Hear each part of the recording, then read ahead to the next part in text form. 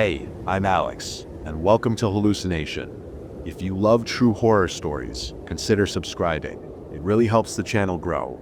The stories you'll hear are shared by our audience from Reddit, and to keep their original essence, I read them exactly as they were written. Before we begin, let me know in the comments, where in the world are you listening from? Also, check the timestamps in the comments for story titles and easy navigation. Now, let's dive into the darkness.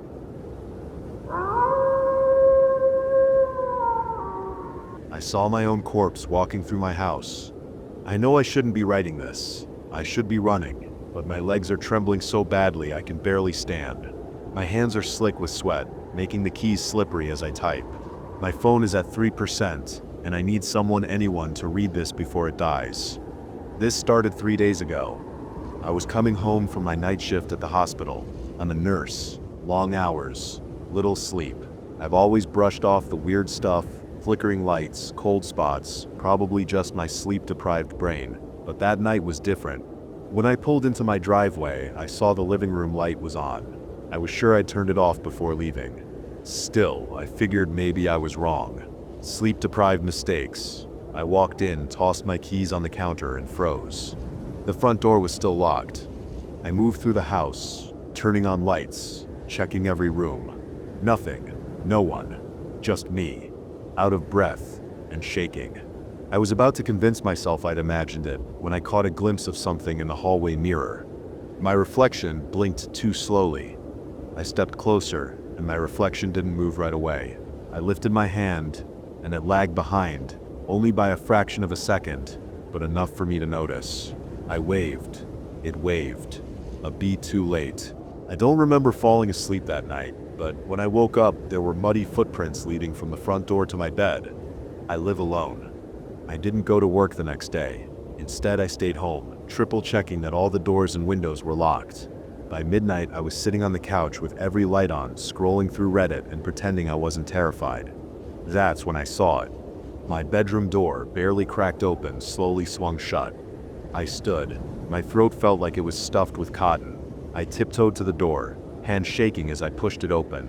The room was empty. I let out a shaky breath and backed away, then bumped into something solid. I turned around. It was me. I was standing in the hallway, barefoot, wearing the same oversized shirt I was currently wearing, same messy bun, same tired eyes. My chest was rising and falling in time with my own breath. But it was smiling. I wasn't. The copy of me reached forward, placing a cold hand on my wrist. Her grip was almost affectionate. That's when I saw the nails, black with dirt, the same dirt that had tracked across my bedroom floor. She didn't speak, just leaned in close, pressing her lips to my ear, and whispered, "You're in here now." And then she turned and walked away, disappearing into my bedroom. I ran. I didn't grab my phone or my keys. I just sprinted out of the house and didn't stop until I was several blocks away, barefoot and gasping for air. I didn't go home. I couldn't. I went to my friend's apartment and stayed there the next 2 nights, crashing on their couch. I didn't tell them. I didn't sleep. But tonight, I came back. I had to.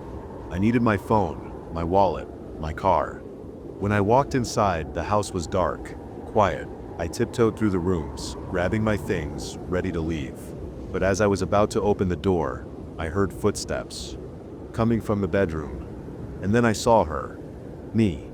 She was standing at the end of the hallway, barefoot and smiling. Only this time her face was rotting. Gray skin peeling in places, hollow cheeks, sunken eyes, and she was holding my car keys.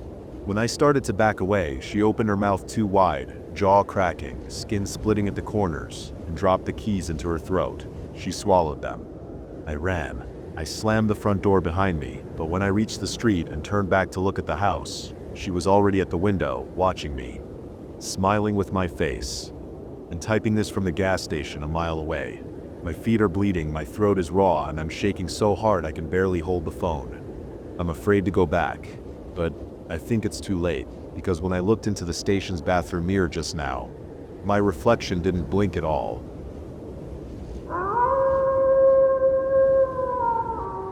Hosting a dinner party in a haunted house is really stressful. The dinner party was my idea because I am a vain bitch. Carla and Edith may have the Harvard physicist husbands and gifted kids and lavish European vacations, but damn it, I was going to have something, and it ended up being a house. Did I buy this house knowing there was probably something wrong with it? Yes. Did I care? Not particularly. As soon as the realtor showed me the place, I knew I had to have it.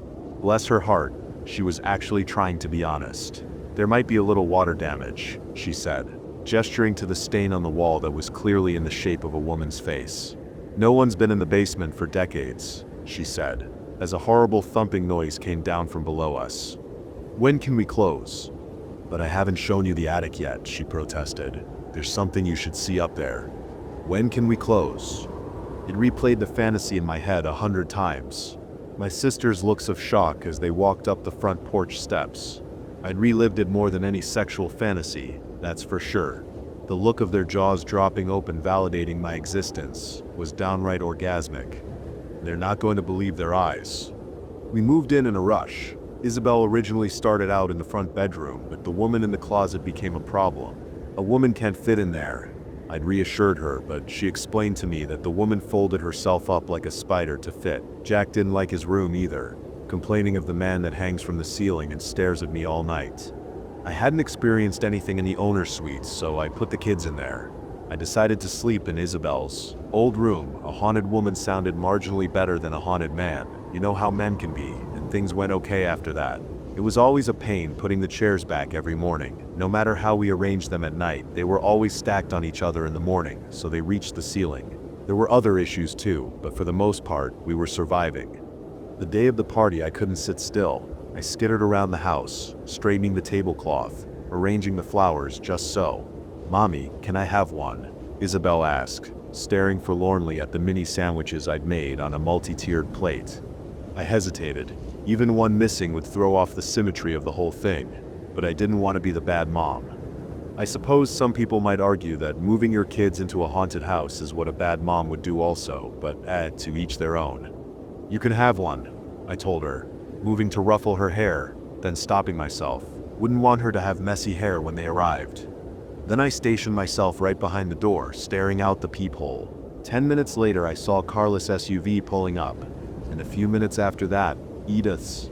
I watched them walk up the steps, and boy did their mouths drop open. I desperately wished I could read lips as I watched Carla say something to Edith, gesturing at the porch. They're so pissed. This is awesome. "Mom? Not now, your aunts are here." But the sink's making blood again. I jumped back from the door. "What?" "There's blood coming out of the faucet," she said plainly. And then I heard Jack giggling in the kitchen. Fuck. The doorbell rang, but I was sprinting away from the door into the kitchen. Oh no, there was indeed blood coming out of the perfectly polished kitchen faucet. It splattered onto the quartz countertops, staining them red, and there was Jack, running his hands through it, the edges of his sleeves red, giggling like a madman. "Jack!" He turned around, still grinning. I turned off the sink. "Tell Aunt Carla and Aunt Edith I'll be there in a second," I told Isabel, grappling with Jack, "and do not let them in the house." "Yes, Mommy." I was lucky to have Isabel. She was a smart kid, smarter than me, must have gotten it from her dad. 10 minutes later, Jack and I were making it down the curved staircase. Him in a new, crisp white shirt, me with the faintest ghost of blood around my fingernails. Isabel, bless her little soul, was standing in the doorway talking up a storm with her aunts. "And that's why poison dart frogs are poisonous," she was saying. "It's what they're eating in the rainforest. Not a single frog in a zoo has ever been." I appeared behind her. "Hi," I said, breathless. "Sorry for the wait. Come on in." They both silently stepped in. "Whoa, Sam," Edith's boy said. "This isn't like what you described." "Shush," Edith cut him off. "This is really nice," Carla said, but her voice was heavy, carrying, what? Jealousy? Suspicion? Maybe she thought I'd robbed the bank, or worse, become a crack dealer. Well, good. Let her dream up her little conspiracies. "Whoa," Carla's husband Jacob said, completely clueless and not reading the room, as he stepped in after. "This is amazing." "Thank you," I replied. "I didn't think you could off." "Kevin," Carla hissed. He shut up and gave me an awkward grin. "Come on in, I've got some hors d'oeuvres for you all." I ushered them into the dining room. where I kept the sandwiches. I quickly noticed a turkey and Swiss had a deep red fingerprint on it. Fuck. I grabbed it and stuffed it into my mouth whole. Hope that blood doesn't carry any bloodborne diseases. A little voice sing-songed in my head. Well, fucking find out, won't we? I thought as I swallowed. Jack sat at the table, kicking his legs, slowly unraveling his shirt as he pulled at a loose thread. Isabel stood next to me, absolutely motionless, surveying the scene. As long as I can keep everything under control for 2 hours, I thought. They don't stay long. Edith's kids have a strict 8 o'clock bedtime. My eyes unconsciously flicked to the 3 deadbolts over the basement door, then the crack of darkness underneath the door. I swallowed. 2 hours.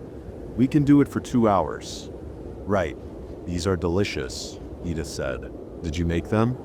I nodded. Isabel helped me. Little chef there, aren't ya? Carla said, shooting her a big grin. Like she even cared about my kid. Okay, that was harsh. Of course she cared about Isabel. But by the same token, I hadn't seen her rushing to babysit when Eric left, or bringing over lasagnas and brownies, or swinging by with Carrie and Colin for a playdate. Neither of them reached out a helping hand when we were groundless, buoys on the water, drifting between schools and zip codes. Can we see the upstairs? Colin asked, with a big toothy grin. Yeah, can we? Carrie asked. The woman in the closet flashed through my mind, sitting on the floor, crumpled in on herself. Her head upside down, black eyes glittering in the shadows. Sorry, no, it's really messy up there. First floor only, please. I shot a look at the deadbolts again. No basement, either. Aw, man, Colin groaned. Then the creaking started. It started above us, in the far corner of the dining room, and then slowly moved to the opposite end. Edith's apathetic teenager, Sam, looked up from his phone for a second. Edith shot me a look. Someone else here. I shook my head. No. The house just settles a lot, is all. I glanced at the oven clock. 6 minutes. They'd been here 6 minutes. Fuck. Okay, let's just establish some ground rules, I said hastily. Edith raised an eyebrow. La Carla looked skeptical. No upstairs, no downstairs, okay? We stay on this floor. And also, the kitchen sink has been having issues, so use the bathroom sink if you need to wash your hands. Carla and Edith exchanged a look. Also, if anyone has any injuries, like injuries that draw blood, immediately go outside. Now the kids were staring at me too, eyes wide. Shit, I didn't have to say that. The chances that someone would draw blood in the next 1 hour, 53 minutes were tiny. I could have just hung on to that rule, and waited, and only said it if someone actually hurt themselves. Now Carla and Edith are looking at me like I'm crazy. No, not crazy. They're looking at me like they think I'm hiding something. Like a mold problem, or a bat problem, or something. Let me get the food ready, I said, clearing my throat. Give me a sec. I disappeared into the kitchen. I picked up some chickens from Boston Market and put them in the oven to warm up. I walked over, grabbed the oven door. I quickly slammed it shut. Fuck. What had been staring out at me was not a well-seasoned bird, but a woman's head, skin crispy and eyes charred. Why the fuck did you use the oven? I scolded myself. You know this happens sometimes. You know this.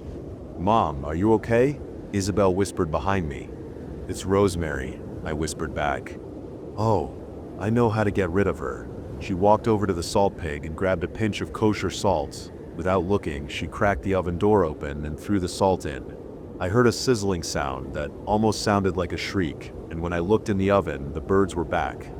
Wow, how'd you figure that one out? I whispered. When you were at work late, a few weeks ago, Jack was hungry.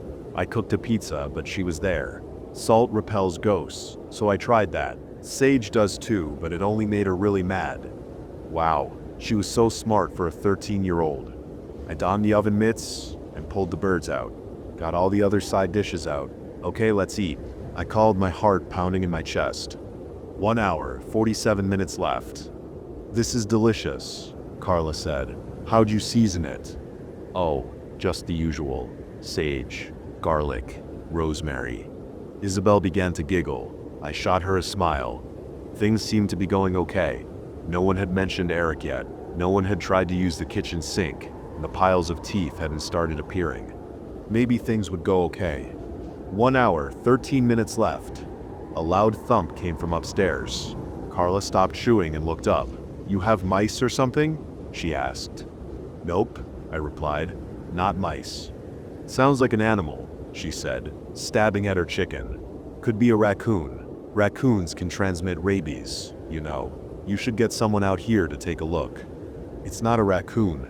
Okay, Carla said, just trying to help. "No, you're not. You're trying to tear down this house because you're jealous." My heart twinged. "After everything I've done, you're trying to take it away from me." Edith said nothing, but I could tell she was thinking something. She kept shooting Carla conspiratorial glances. No doubt they'd be having an hour phone conversation tonight, sorting through every detail of the evening, picking it apart, and she wouldn't even let us go upstairs. I could picture Edith saying, "It's got to be bad. Maybe black mold or water damage." Yeah, she was so weird about that. I could picture Carla saying, "What's she trying to hide so bad? A dead body?" "Well, yeah, sort of." I stabbed at my chicken, trying not to think of Rosemary's blistered skin, and ate it. With each bite I got madder and madder.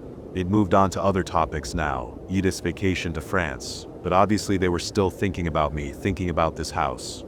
Thinking about how Eric left me. Thinking about what idiot doesn't sniff out an affair for 2 years. Thinking of all the coke I must have sold to buy this house.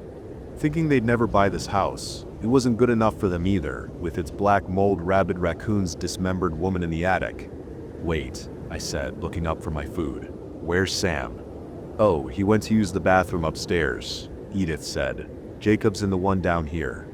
My heartbeat skyrocketed. I said, "No one upstairs," I snarled. "Yeah, but he had to use the bathroom," Edith said. "Why are you acting so odd anyway? This entire dinner you've been." A metallic thunk came from upstairs. I didn't wait for Edith to finish her thought. I bounded up the stairs 2 at a time. As I got to the top, I saw that the bathroom door was closed, and there was a thin layer of water seeping out from under the crack in the door and into the hallway. Fuck.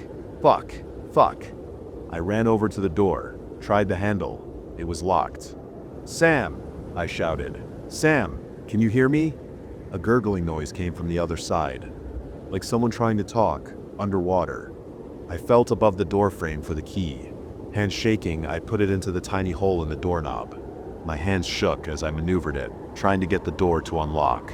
I was so bad at this. It was so hard to get it perfectly positioned. Click. I burst into the bathroom. The green tile floor was covered in water.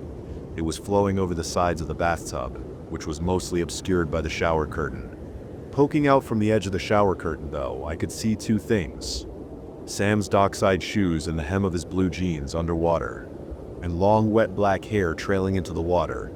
I yanked the shower curtain back, and the emaciated woman-like thing with the gaping wounds all over her body, balancing herself on the edges of the tub, hovering over Sam, holding him underwater, leapt off the bathtub and onto the floor. Her body hit the wet tile with a splash. I lurched for the bathtub and grabbed Sam, pulled him out of the water. He coughed and sputtered and clawed at me, desperate to get away from the thing. It scrambled into the space between the toilet and the wall, hissing. "Sam!" I looked up to see Edith running into the bathroom, her face deathly pale. "What the hell did you do to him?" she screamed at me, after confirming he was alive. It wasn't me, it was that. I pointed to the thing, hair trailing over her face now, one pure white eye peeking out at us. Her entire body froze. Then, without a word, she grabbed Sam and pulled him out of the bathroom. I don't quite remember what happened after that. I remember Carla screaming at me. I remember Carrie crying. Or maybe it was Colin. I remember them getting out of my house as fast as humanly possible while Isabel and Jack cowered behind me. And then they were gone. Water dripped off the balcony that overlooked the foyer, falling onto the beautiful hardwood with a drip, drip, drip. The wood creaked over our heads. It was probably the man that hangs from the ceiling. He likes to stretch his legs sometimes. The thing in the bathroom was still hissing. "Mom," Isabel said, looking up at me. "Can we get a different house?" I stared out the window at the wraparound porch, the wooden swing, the setting sun. "I think that's probably a good idea."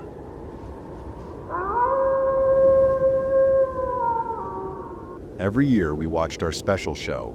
People think I had it rough growing up in the Canadian North. Yes, it was cold. Yes, I'd had roads blocked by wildlife. I'd been snowed in, had our water pipes frozen solid, and we once lost power for 4 days straight. But that's not what I remember. When I think of my time growing up outside of Yellowknife, I think of the community. I grew up with 6 other families on an isolated street on the outskirts of town. We were a close-knit group. I always knew we were a bit different in a way. We were immigrant families, but that never played a part of it. All I've ever known is Canada, and my family was adamant about keeping it that way. The only way I could tell we were different was that some of the people on that street had an unusual accent.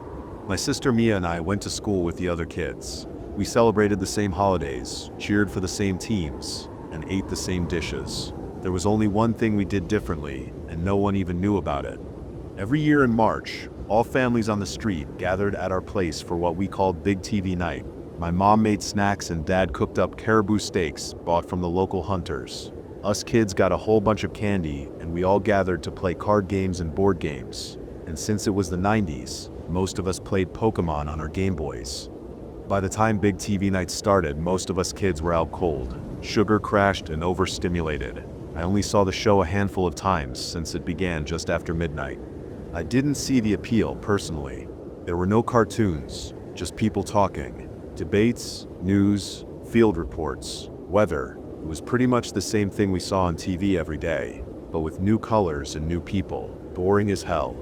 I remember this one time when all the adults huddled around the TV, looking distraught. I tugged on my dad's shirt, whispering to him, "What's wrong, Dad?"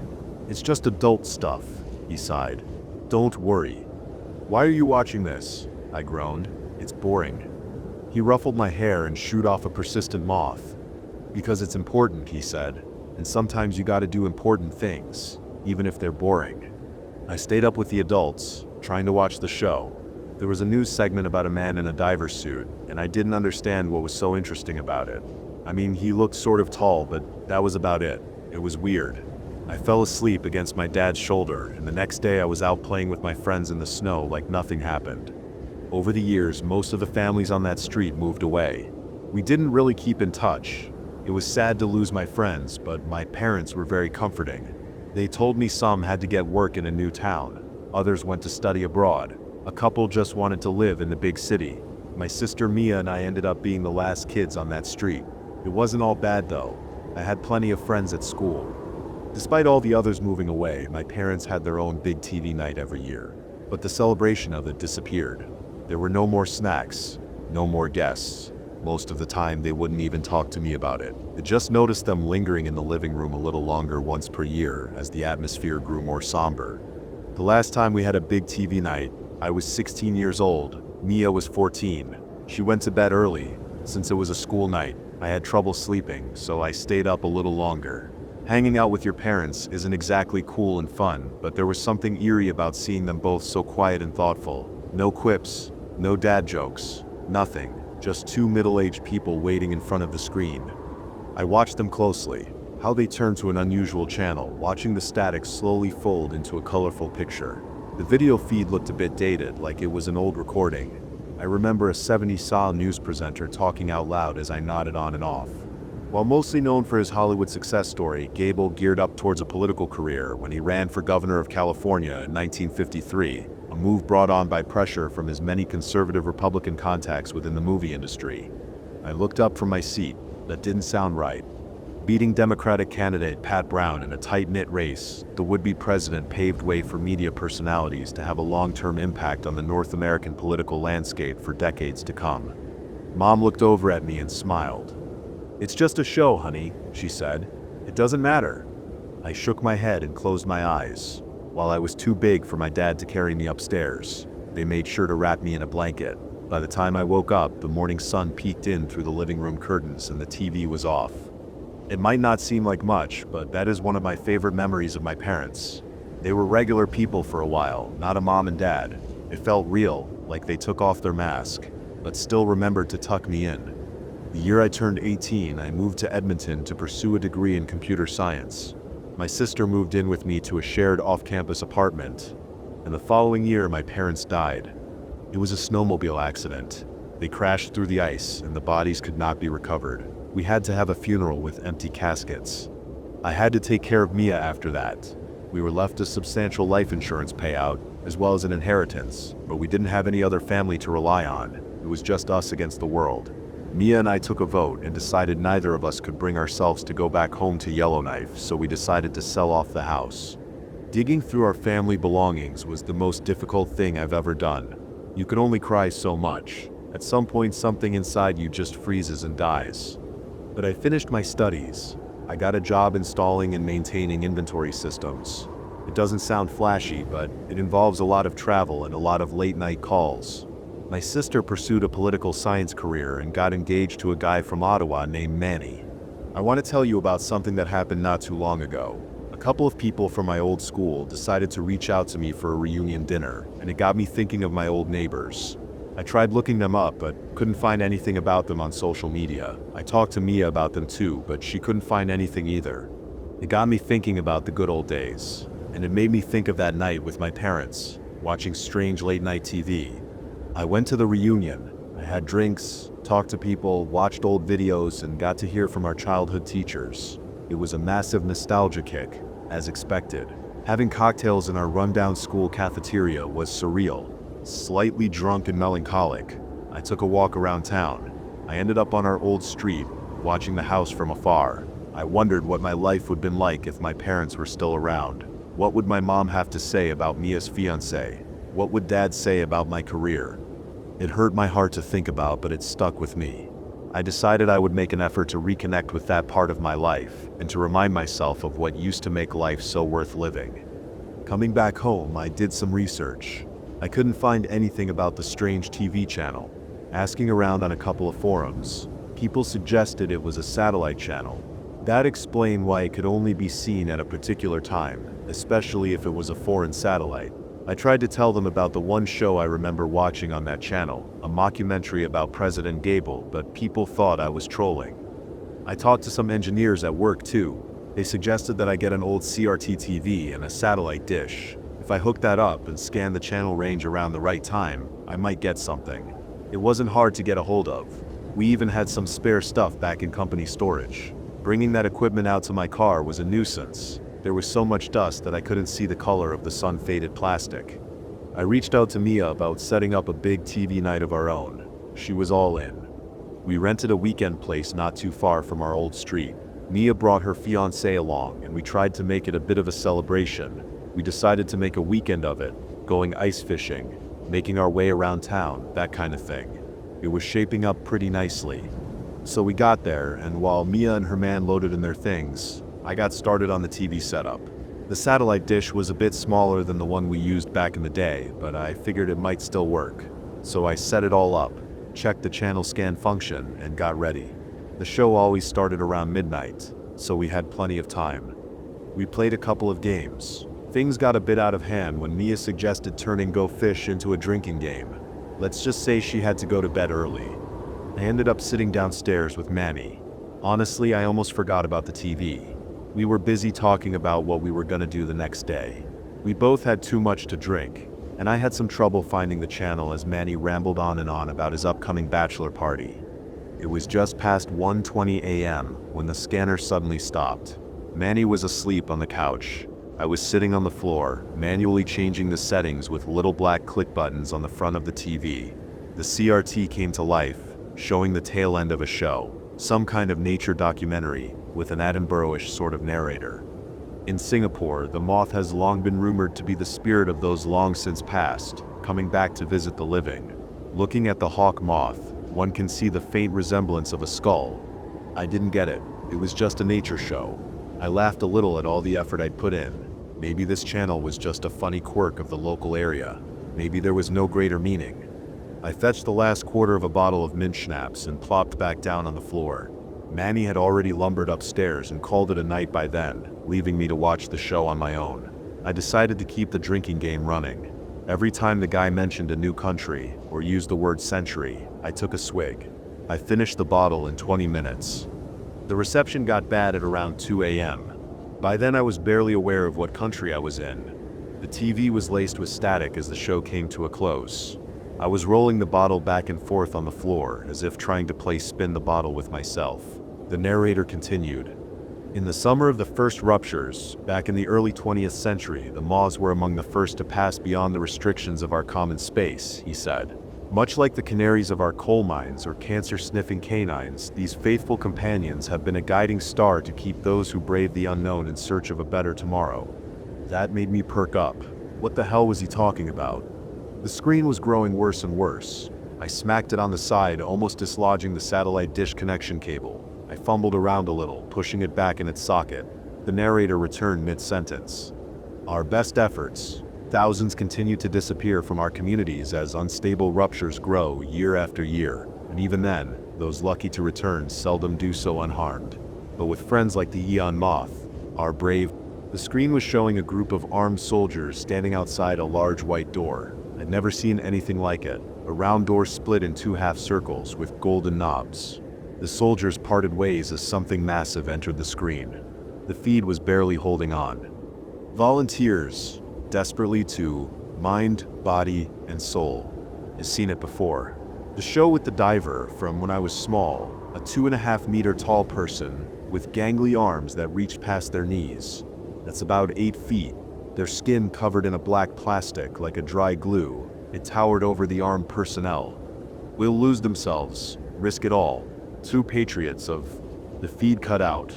The room filled with a deafening static, leaving me sitting there in front of the screen like a living question mark. I was drunk, confused, and frightened. Much like the story of President Gable, this show was telling something I'd never heard. The outline of the dark figure faded from the screen, broken apart by dithering dots. I tried switching the channels to find the signal again. I tried a lot of things, but it just didn't work. It was lost, and I was too drunk to figure anything else out. So I turned the TV off and sat there in the dark, brushing my fingertips against the grain of the wooden floor as a moth fluttered by the windowsill. There wasn't much to say. I woke up the next day with a schnapps-tainted punishment hanging over the back of my head. We skipped ice fishing and went straight for junk food. It turned into a slow and pleasant weekend overall, but the thought of that strange show stayed on my mind the whole time. I tried to explain it to Mia, but she didn't understand what was so fascinating about it, so I watched a weird nature documentary, Drunker Than a Skunk. So what? I didn't make a big deal out of it at first. On our way back to Edmonton, I read a couple of articles on moths, but I couldn't find anything about an Eon Moths, as mentioned in the show. I couldn't make heads or tails of it, so I figured I might have misremembered something. Manny was behind the wheel, so Mia leaned over to check what I was reading. She sighed and rolled her eyes. Ugh, I hate moths. I don't mind them, I said. I used to get them all the time, she continued. They were all over the floor. No, they weren't. Yes, they were. You didn't notice, you slept upstairs.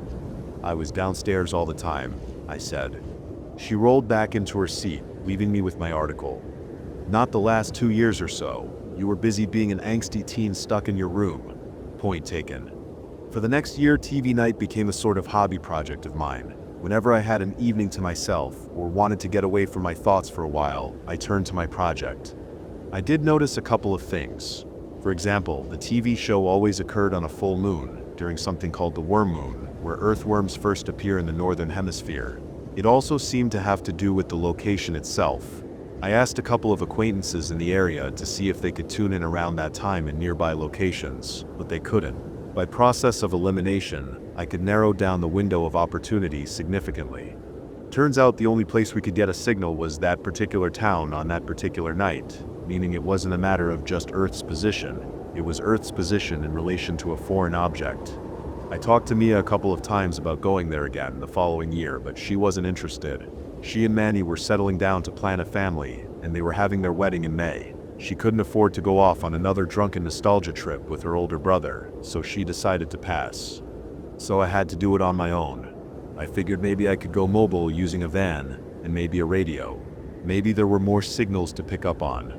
So I prepped a kit to install in the back of my car, along with backup batteries, signal tuners, and a whole bunch of safeguards. I was also ready to record the whole thing to show the internet that I wasn't crazy. Then again, I was the one hooking up old CRT TVs to a chunk of plywood in the back of my Honda, so I wasn't making a great case for myself. The one question lingered with me all year. Why was this particular show so interesting to my parents? Maybe that show was the reason they moved so far up north to begin with. A full year passed. Celebrations, birthdays, spring, to summer, to autumn and winter. New Year's Eve after work outings, movie nights, car trouble, and taxes. But in the back of it all was that project of mine waiting for just the right time, and although I'd be alone, I was more ready than ever. I'd taken a couple of days off work, and I went back up north. I had everything set up in the back seat with a detachable panel so I could get some sleep if I wanted. 2 TVs with serial-linked car batteries, and 2 portable long-range radios. I had some recording equipment, a spare GoPro, and not a drop of schnapps as far as the eye could see. And with that, I set out for the far north. I called Mia to tell her where I was going, and that was that. She wasn't impressed. It's about a 15-hour drive, but I was ready. I had snacks, planned stops, audiobooks, and a clear timeline. It was kind of nice to get away from everything for a while. A lot can be said about the Canadian countryside and its endless snowscapes, but there's a peace to it. If you're not used to it, the cold can feel oppressive, but for those who've lived it, there's a particular feeling in the air that doesn't exist anywhere else. There's almost a taste to it. You can feel that you're going home. By the time I got to Yellowknife, it was late in the evening. I'd booked a room and my back was so stiff that I could barely feel my legs. The optimism and adventurous spirit had run out of me somewhere along Alexandra Falls, but at least I'd made it. Having someone to travel with and to take turns behind the wheel really makes all the difference. One parking, one stretch, and a pair of keys later and I was face down into a soft pillow. Next night would be a long one, so I had to rest up while I could. The next day was all about prep and experimentation. I set up my equipment in the back of the car, tested it, and made some last-minute adjustments. I spent some time driving around town, looking to see if I could get an inkling of a signal early, but it was a no-go. I got a few concerned looks as I passed certain streets for the 3rd and 4th time. I had a nice dinner at a local restaurant, a long shower, and got back on the road in the evening. I got myself a full tank of gas and layered up with plenty of clothes. It looked like a rough night as the wind picked up, crystallizing the tip of my nose the moment I stepped outside the car. Weather was the one thing I couldn't account for, and I didn't know how strong the signal would be. Could a cloud cover ruin this whole thing? I checked and double-checked all batteries, including my phone and GoPro. I was as ready as I'd ever be. By 11 p.m. I was parked on my old street, with all systems running on full blast. Recordings were prepped and ready. I was going to do a short drive test, east to west, then north to south, to see if I could prolong the signal by following it. I was going to do it slowly, but just getting a trajectory might help me identify where it came from to begin with. It was just a couple of minutes to midnight. My leg kept doing that shaking thing, and my mouth felt dry despite chugging a ginger ale only minutes earlier. This was it. There was a thump of anticipation in my chest as time slowed to a halt. There was something special about today. I could feel it. Maybe I'd get some answers. If not, I didn't know if I could keep it up for another year. This had already been a huge time sink, as is. But as the electronics slowly rumbled to life, it was all worth it. Both screens turned from static to a dark background, and to my surprise, the long-range radios picked up on something too. The same broadcast, but just the audio. I hit record on everything and started the direction check with my car as I listened and watched. It only took me a couple of minutes to realize the signal was moving from southwest to northeast. There weren't a lot of roads out there, but I'd follow for as long as I could. I found a slow pace I was comfortable with, turned the rearview mirror, and watched the segment that came on. There was a man in a TV studio with a black neutral background. He was wearing these large square glasses to match his equally square jawline. It looked to be some kind of recorded special broadcast, at least 20, maybe 30 years old. He had no notes and looked straight ahead. The angle was a bit off, something a cameraman would have noticed. The man began to speak. "On a night such as this, it's difficult to remain positive," he said. "As the number of missing people continue to rise, we are getting continuous reports from large swathes of the American Midwest." I double-checked. Yes, the recording was rolling. All lights were red, as intended. Minnesota, Iowa, Missouri, we're looking at tens of thousands, possible hundreds of thousands. It has become a nightmare made manifest. The man took off his large glasses and slowly folded them into his pocket. Containment efforts have failed. Retrieval efforts have failed. 6 members of our broadcast team haven't reported in from their excursion to Cedar Rapids, and we fear the worst. I took a right turn and stepped on the brakes, gently. I leaned back to turn up the volume a bit to make sure no syllables were lost over the puttering engine. The wind had picked up and struggled against the hood of the car, howling in anger. Our allies across the Atlantic are fleeing large population centers as evacuations backfire, with desperate, inhuman efforts on full display. To the south, the border is closed, and armed forces exchange live fire in panicked skirmishes. Our neighbors to the north are repurposing quarries and mines into temporary shelters to wait out an endless storm. There was a shake to his hand and a tremble to his voice. There were no visual effects on the screen, no channel number in the corner, no subtitles or name tags, just a long serial number at the bottom of the screen, as if what was being shown was some kind of unedited footage. There is no leadership to turn the tide.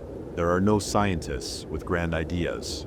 As our world cracks like the shell of an egg, we bear witness to a rapture unlike anything we've been promised, as our clocks turn the wrong way, as our sons and daughters lose themselves in a land of in-between. The feed stuttered. I stepped on the gas to compensate.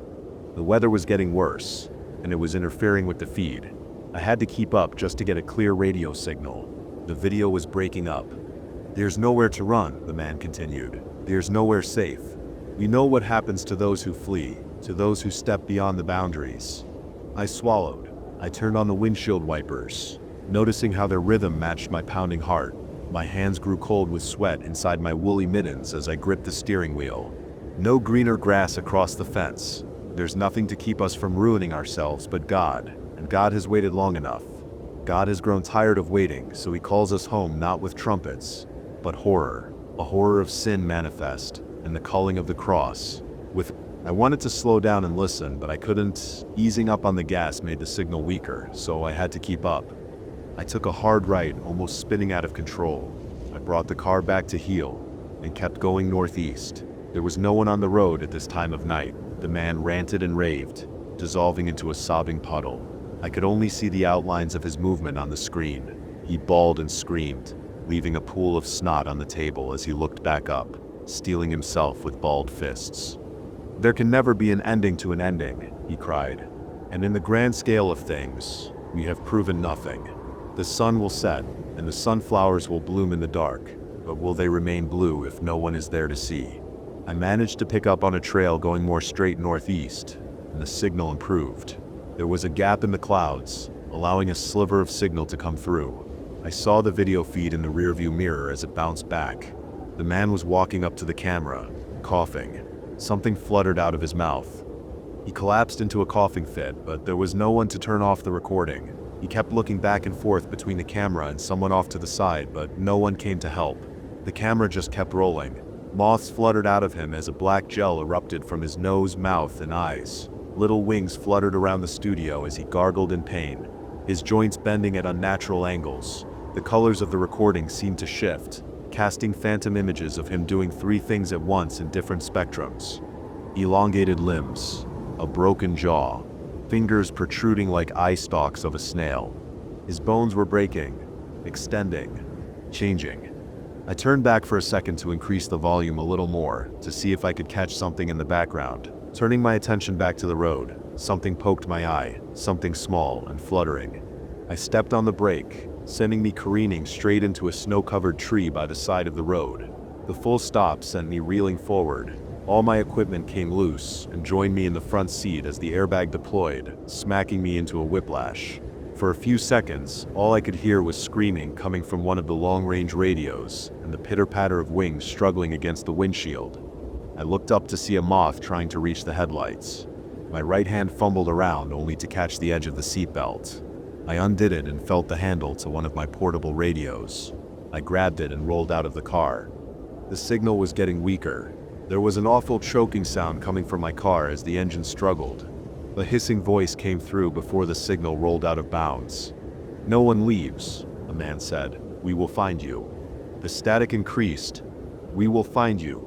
The broadcast cut to a repeating signal, some kind of code looping in a pattern. One of the car batteries from my recording rig lit up from a short circuit, and within seconds the car was on fire. I dropped the radio to call for help, but realized I'd left my cell phone to charge in the front seat. It was all going up in flames. I didn't even care about the car. I was losing proof. I was losing everything. I'd barely noticed the moths at first. There were dozens of them fleeing the car, but they didn't leave. They loved the light. Instead, they danced around the flames, casting stark shadows like inverse stars. But I had to leave, to get help. I barely even knew where I was. I just kept going and going and going. But there was only one road to follow, so I couldn't be all that far off. As the repeated signal stopped, I dropped the radio by the side of the road. It was just me in the cold. I could feel my teeth chatter, but I couldn't tell if it was from my racing pulse or the temperature. Maybe both, or neither. Even there. And then, I had to wipe moths out of my clothes. They seemed to appear out of nowhere.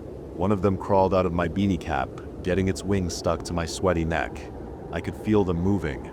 I could hear them all around me, and there were more and more of them. Then it stopped. There was a loud groan, as if the howling wind turned from a flute to a tuba. I could feel a ripple in the air, almost knocking me off my feet. A pulse, growing faster. There was a pressure in my ears that came and went with a pop, sending a spike of pain up through my jaw and into the back of my ear. As the moths disappeared, I turned around to see that I was not alone. There was something on the opposite side of the road. It was dark, but didn't reflect any light from the burning car. I could only see the outlines as a void, a black hole in the vague shape of a human, an elongated, broken human. I thought it was far off, at first, but it was a matter of false perspective. It was much closer than I thought, and almost 3 meters, 10 feet tall. It turned my way and moved. I was used to this environment. Thankfully, it wasn't. As it moved towards me, I realized I would have no chance to outpace it in a straight line, so I headed into the woods. I weaved in between trees as knee-deep snow tried to trap me, but I knew where to step to not sink, to avoid bushes and dry saplings, to keep moving and to keep my head and center of gravity low. The thing was a mess. I heard it stumble as it struggled with every step. It was like watching a reindeer on ice, taking its first steps as it learned its limitations. It braced itself against every tree and branch as it threw and dragged itself forward with complete abandon, silently reaching for me. I was faster in so many ways. I'd been running through forests since I was a kid, but even then there was no stopping the hapless onslaught of this half-shaped thing. The tree line suddenly stopped and I fumbled out onto a wide open field. It took me a moment to realize I was actually on a frozen lake. The cloud cover had opened a little, basking the tree line with a gray full moon. Even then, I could barely see that thing. It seemed hesitant as it stepped onto the ice. It must have been heavier than I thought, as I could hear a loud crack, a noise that seemed to surprise the both of us. As it regained its footing, I heard it speed up. As it did, I had no choice but to run, and the faster it got, the less time I had to care where I put my feet. I don't know how long I ran, or what went through my mind. Looking back at it feels like a nightmare. The details get fuzzy, you just get these sprinkles of memory. My lungs burning from the cold air, the pooling sweat in my shoes, the whisk of a cold wind against my left hand, exposed to the elements. I must have lost my mittens somewhere along the way. But it gained on me, it towered above me, and as the man on the radio had prophesied, it had found me. It leapt, bringing down all its weight on me, and the ice. Now, I don't know if it was the immense weight of this thing or cracks from the many ice fishing tourists, but we didn't just go down. We went straight into the frozen lake. For a second, it was warm, silent. I was moving, but I couldn't tell if it was from being dragged down or swept by a current. Something grazed against my leg, but I could barely feel it. There was a pull as something heavy sunk. I've never been close to drowning or freezing to death. I haven't lived that life, but that night I could feel both at the same time. Your body doesn't know what to do. You don't have a natural response to this kind of shock. It's like a switch in you that just turns off, as all fight or flight responses cease to function. For a moment, I just bobbed around. Something moved underneath, sinking deeper. And I remember one thought coming to mind. I wondered if my parents had thought the same thing. Dying is easy. Mom and Dad were never scared. Maybe they knew something would be coming for them. Hell, they might have known they'd end up dead in a lake. Or worse. But maybe knowing the end to the story isn't reason enough not to tell it. They'd held the truth from us, for better or worse, but in the wake of their deceit, we found warmth. Falling asleep on my dad's shoulder, having my mom tuck me in after a long night, no matter where they would go, those moments would remain. We'll never deserve the luck of having a tourist family seeing the ice break from their cabin, of being pulled out by the neck, of having a retired nurse perform CPR as the locals flocked out in force to help from every corner. I just remember my eyes having frozen shut and my lips painlessly cracking as I tried to speak. But deserving or not, my life was saved that night. The repeated pattern I'd heard on the radio had burned into my mind. I sketched it out on a notepad in the hospital as a Morse code. Before Mia came to see me, I'd interpreted the message and come up with a theory.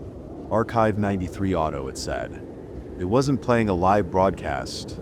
It was playing some kind of archive video, most probably a fast-moving satellite. I think my mother and father came from somewhere else, some strange, nightmarish place. The broadcast talked about sheltering in the mines. Yellowknife has a history of those. Maybe the other families came from a strange place as well. Maybe they all settled down in front of their TVs on the one day a year where a signal from home could make it through. I think that thing found my parents. It doesn't like those who cross from that place to ours. And even though my parents made a life for themselves here, I think it got to them in the end. I don't think they just crashed a snowmobile through the ice. I think there is a good reason why their bodies were never recovered. I think they were taken away, and I think that's what almost happened to me. I don't know the rules. I don't know if it came for me because I listened too closely or because I was born somewhere else. Maybe I wasn't, or maybe I was. I have no one to ask, and I can never know for sure. When my sister finally arrived at the hospital, I hadn't decided on what to tell her, but she flung her arms around me, crying onto my shoulder. I could feel that it wasn't anger or disappointment. It was just relief. "Please," she cried, "please be done." And with that, I made up my mind. "Yeah," I wheezed. "I'm done." It's been some time since then, and I've recovered in full. I've stopped listening. I've stopped looking for answers in the stars. I only write this to remind myself that it ever happened before I delete my account forever. I have no need to keep in touch with the AV geeks anymore. I'm done. But I'd be ignorant if I said I wasn't bothered. With every flutter of a moth's wing comes a question. Are they still looking to bring me home?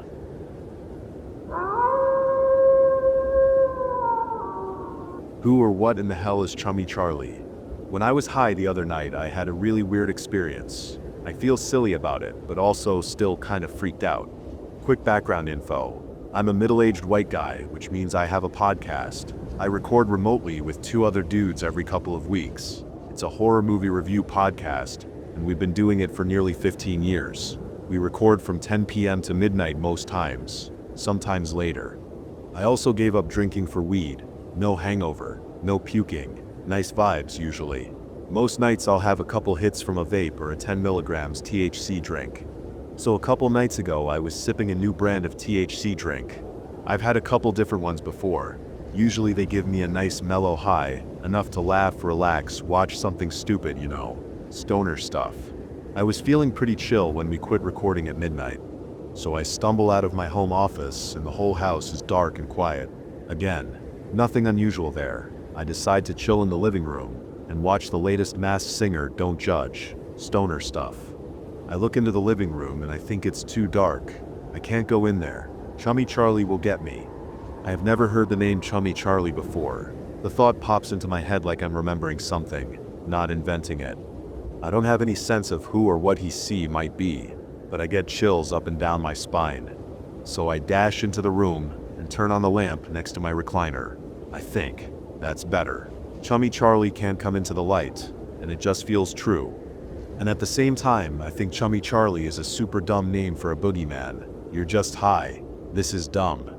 But I still have that prickly feeling that someone's watching me, and my lamp is a tiny little island of lights, and Chummy Charlie could be anywhere in the dark. After a couple of C-list celebrities sing their songs in giant mascot outfits, I have to pee. Thankfully, the bathroom light is already on. As I go in the bathroom, I think don't look yourself in the eyes in the mirror or Chummy Charlie will get you. So Chummy Charlie's mythos is expanding. Again, never thought of it before. Again, feels true. And immediately the other half of my brain goes, that's the dumbest thing ever. You're high. One of the guys you just talked to for 2 hours is named Charlie. Stop it. So I try to calm down and I pee. But when I go to wash my hands, I do not look myself in the eye. I am a 47-year-old man freaked out by a monster I appear to be creating in real time. Finally, Masked Singer ends. It was Candace Cameron from Full House in the cherry blossom suit. Now I have to figure how to get to bed. The hallway and the bedroom are dark. It's damn hard to walk down the hallway. I can feel Chummy Charlie lurking in the dark, even as I have no idea what he looks like, or even what being got by him would mean. I just know he can get me in the dark, and if I look myself in the eyes in the mirror. I have to walk past a big patio door to get to bed. I don't know if meeting my eyes in that reflection will trigger Chummy Charlie, but I'm not taking chances. So I get to the doorway to my dark bedroom. I can feel the tension across my shoulders, up and down my spine and my butthole. How do I get to bed? It's too dark. If I turn on the light, I'll wake up my wife. Obviously, says half my brain, this is all stupid and I should go to bed and laugh about it in the morning. The other rest of my body physically will not let me walk into that room. Finally, I think, Chummy Charlie is made from darkness and loneliness. He can't get you if you're with someone you love, or if you're with dogs, because you can't be lonely if you have a dog. This gets me moving because, like the mirror thing, it feels true. Like remembering, not making something up. My wife is curled up in the bed already, and there are 2 dogs snuggled on the dog bed, so I dash over to the bed and get under the covers. I haven't felt this freaked out about the dark since I was 12. I curl up and feel safe-ish. I still feel the tension in my back and neck, and I swear I can sense Chummy Charlie moving around in the dark. He can't get me and he's pissed about it. I just keep repeating in my head that Chummy Charlie can come near dogs, and he can get you if you're with someone you love. Finally, I fall asleep. It's been 2 days. I'm a rational guy and objectively, yeah, stoner brain created something freaky instead of something fun. I've watched over 1,000 horror movies in the past decade. Of course some of that's going to stick. But I'm still having trouble meeting my eyes in the mirror, even in broad daylight, even though Chummy Charlie can come into the light, you know? So I've still got 3 more of these drinks in the fridge. I'm gonna try again tonight and see what happens. Either I chill and watch dumb sci-fi and have a great night, or I learn more about Chummy Charlie.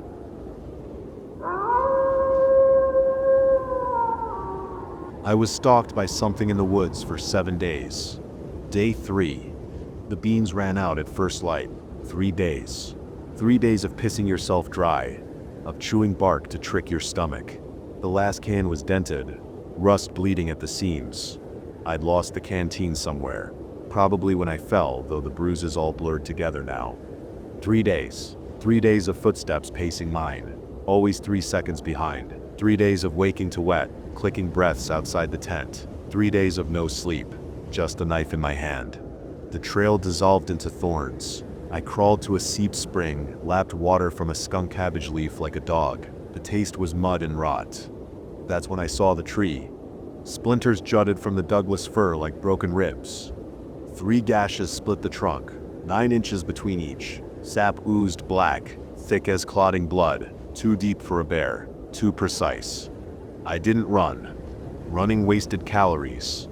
The campsite stank of wet stone and my own sour skin. I stabbed the tent stakes into the creek bend, hands shaking. The fire spat embers that died in the dirt. Cold beans trembled in the can. I scooped them with my fingers, metal scraping enamel. When I licked the lid, my tongue caught a rusted edge. Empty. No food. No water. Just the thing that had followed me since night 1 when I'd heard my name, James, rasped in a voice that cracked like dry sticks. Darkness came. The growl started low. Not animal. Not machine. A wet, grating shudder, like something dragging a blade over bone. My flashlight flickered. Shadows pooled between the birches. Nothing. Then the trees twitched. Not the wind. Branches jerked, torn by something moving too fast to see. The beam caught a flash of black, not fur, not skin. A hole. A void. The light bent around it. I didn't sleep. I lay rigid. The tent floor gouging my spine. My heartbeat thumped in my throat. The woods held its breath. No crickets. No wind. Even the creek's babble died, choked mid-flow. Something scraped the tent wall. A slow, deliberate drag. Claws. Antlers. The nylon shuddered. I stopped breathing. The silence split. A wet crunch. Close. Too close. Like teeth, sinking into gristle. The smell hit me. Coppery, sweet. Meat, left in the sun. I didn't move until dawn. When I unzipped the tent, the fire pit was smeared with a black paste. Flies writhed in it. Half buried in the ashes lay a deer skull, stripped pink. The spine dangled from a branch. Vertebrae knotted with sinew. The claw marks on the fir tree now numbered 6. Fresh sap dripped, hot and sticky, into my hair as I passed. Day 4.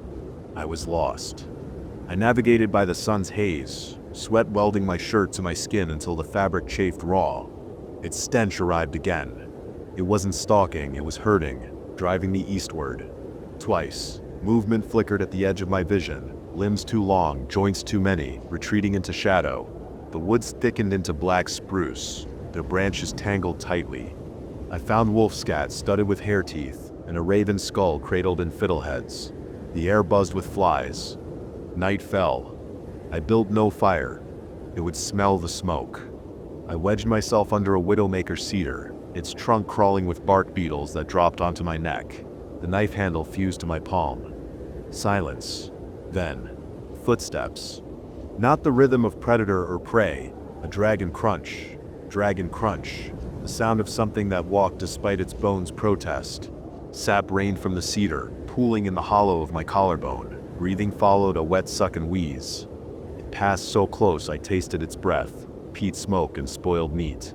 Moonlight traced its silhouettes, 7 feet of angles, shoulders hunched, limbs strung with joints. Its skin was not skin. Lichen scaled its flanks, the flesh beneath shimmering black, where its thigh brushed a thimbleberry bush. Its hide peeled away in strips, revealing muscle, fibrous, gray, threaded with yellow veins. It stopped, cocked its head. A drop of saliva fell from its maw, burning through an oxalis leaf with a hiss. Day 5. I moved as if wounded, crouched and lurching between nurse logs slick with slug trails and granite outcroppings strung with lichen. My boots sank into moss-seeping rusty water. I was starving. I peeled strips of cedar bark, nails splitting, as I chewed the fibers into a paste. When I found salmon berries, their skins burst, releasing juice that burned my throat. I gagged at the grit, tongue rasping over quarts for calories that didn't exist. I made a throwing stick, a wrist-thick alder branch, one end blackened over coals. Then a spear, stripped spruce carved to a point and tempered in ash. By dusk, my palms oozed serum, the blisters burst and gloving my hands in shredded skin. I climbed the lodgepole pine, belt cinched to the trunk, boots wedged in fissures crawling with carpenter ants. They bit my calves. The tree shuddered. Not from wind, from the growl that vibrated up its roots. A tearing sound. Below, lit by a pale moon, the creature left its catechism. A snowshoe hair, opened with precision, entrails coiled in a spiral. The heart balanced on a cairn of its teeth, incisors stacked, molars arranged in a strange pattern. In the soil beneath, letters carved deep. Yo. The thing wasn't hunting anymore. It was curating. Day 6. I drank from a seep spring, water strained through my shirt. The cloth teemed with larvae. I ate them, felt their bodies burst between my teeth, brine on my tongue. I began to hallucinate. Shadows pulsed with light, birch trunks twisted into shapes. My father in his ranger uniform, hissing tracked the blood. A girlfriend's laugh tangled in the bracken, decaying into a jay's shriek. A raven hung from a Douglas fir, wings pinned by sinews, beak open, cradling maggots. Claw marks spiraled the trees, grooves leaking sap. I threw the spear at nothing, at air. It struck cedar, the shaft snapping with a crack. When I pulled it free, the wood blistered my hands, coated in mucus that smoked and burned the lichen away. Night fell. I crouched in nettles, barbs digging into my forearms, each sting sharp. Flint sparked, but the char cloth was damp. The creature's breath fogged the dark. 3 rasps. Close now, behind left, above. I dreamt awake, its face a patchwork of bark and flesh, eyes veined with ink. Its tongue slid into my ear, whispering in the language of wasps and ice. Day 7. My body began to shut down. I crawled through a gully, devil's club thorns piercing my sleeves. The air stank of skunk cabbage and decay. I came upon a clearing. Sunlight cut through the canopy, gilding a midden of bones. Femurs thrust upward, marrow sucked clean, grooves spiraling from unseen teeth. Skulls clung to hemlock roots, sockets blooming with fungi, their gills glowing in the dusk. A human pelvis hung from a vine, the sacrum splintered open, a Zippo lighter, green with corrosion, jammed where the spine had been. The freshest corpse undid me. A femur still sheathed in denim, fabric fused to decaying flesh. Nearby, a boot with its sole split open, toes stripped to knuckles of gristle. Night fell. I dug a pit with raw hands, fingers churning through loam until my palms glistened with blood and lymph. I covered the hole with spruce boughs, their needles quivering, then marked the earth with my own urine to mask the scent of soil. Survival manuals teach traps as formulas: depth, angle, trigger. They leave out the sacrament. The beetles crawling into my sleeves, mandibles needling my wrists. The way the pit gaped, waiting. A few hours passed. And then the creature came. Not as predator, but as reckoning. It detonated from the tree line, limbs churning in grotesque synchrony, joints firing erratically. I thrust my spear upward, aiming for the hollow beneath its ribs. The point skidded off its carapace, a lattice of moss-coated plates oozing black ichor. The impact rattled through my arms, bones vibrating painfully. I drew my knife and swung. A backhanded slash caught its thigh, the blade slicing through tissue that tore. Yellow pus erupted in a spray, splattering my face. It burned, I screamed, clawing at my eyes as vision dissolved into white. Then its talons found me. A backhanded blow sent me tumbling backward. Ribs snapped. She lunged, jaws unraveling into a maw lined with jagged teeth. The ground gave way. The pit swallowed it whole. For a moment, there was silence. Then the alder stake screamed, not the creature but the wood itself shrieking as the thing thrashed, cracking the shafts. It climbed. Talons drove into the earth, dragging the body mangled into splinters and entrails. Its blood-reeked sweetness turned sour. I scrambled back, ribs grinding, and struck a match I had kept in my back pocket. The brush pile ignited with a whump, flames roaring upward. Light exposed the abomination. It screamed. The sound bypassed hearing, a pressure that vibrated deep in bone. A woodpecker fell dead from its roost, wings rigid, beak snapping. It charged through the flames. Fire melted its carapace, tarry ribbons sloughing off in smoking strips. I grabbed a burning branch, embers searing flesh to tendon, and drove it into the creature's chest. The branch pierced the sack. It convulsed, jaws snapping shut inches from my face. A tooth grazed my temple, flaying skin from bone. We fell into the pyre. It thrashed beneath me, talons carving into my back, peeling skin that clung to its claws like shredded meat. I twisted the branch deeper, flames licking its heart. The fluid sprayed, scorching my chest, leaving burns etched into my skin. Its death rattle came, a wet gurgle, limbs twitching in final spasms. Then, stillness. Dawn found me crawling through ashes that clung to my burns like scarred skin. My hands were fused to the branch, flesh and wood joined in a blackened bond. The creature's corpse lay half consumed, its torso cratered, bones jutting like antlers from the muck. Rain came, scrubbing its remains into the soil until only its teeth were left. 3 days later, a search party found me in a talus field, knees shredded to raw meat from dragging myself over granite. They said it was a bear attack. I didn't speak. I couldn't explain what had really attacked me. The medic's penlight stalled on my back.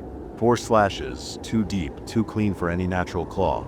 The botanist refused to cross the tree line. She stood at its edge, haloed by deadwood, staring at the scarred trunks. The tooth now sits floating in formaldehyde beside my father's tarnished ranger badge. The woods don't care about your redemption. If you go into them, if you think their silence will absolve you, know this: the trees have eyes that aren't trees. The wind carries voices that aren't wind. When your neck prickles and the chickadees fall silent, don't pray, don't freeze. Run. Run not like a man, but like prey. If you have a knife, cling to it as if it's your soul. If you have nothing, make a god out of your bones. It won't stop. It can't. You are not the first.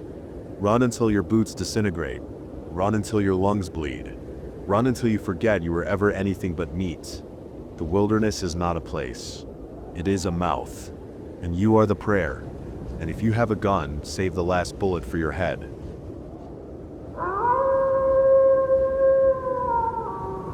There's a doll in my closet. There's a doll in my closet, and I don't know what to do with it. I moved with my parents to this small old farmhouse only a day ago. I can't say I wanted to move. In fact, I highly protested against it. going from the big city to a small town of a little under 500 people in one school. It was cliché, but also as much of a drag as you'd figure it was. Annoyed, I agreed to make the most of the move as long as I got the biggest space in the home, the attic. In terms of space and storage, I couldn't have asked for anywhere better. It was like my own mini apartment, large with enough room to have my own little apartment set up. I wasted no time unpacking everything and making myself at home. It was fine until I opened the closet. It wasn't a big closet, just small enough to be inconspicuous, but not big enough for me to fit myself or many of my belongings in there. But I found it had a resident of its own quite quickly. To my surprise, it wasn't dirty or old. In fact, it looked brand new, a little girl with 2 blonde pigtails and a painted-on smile. She looked brightly up at me and seemed harmless enough that I told myself we would have to get a hold of the previous owners to see if their daughter had lost a toy. But of course, moving is hectic, and by the time I put myself down to bed for the night, I'd all but forgotten about it, until the scratching started. It was quiet at first, but the louder it became, the more disturbed I was.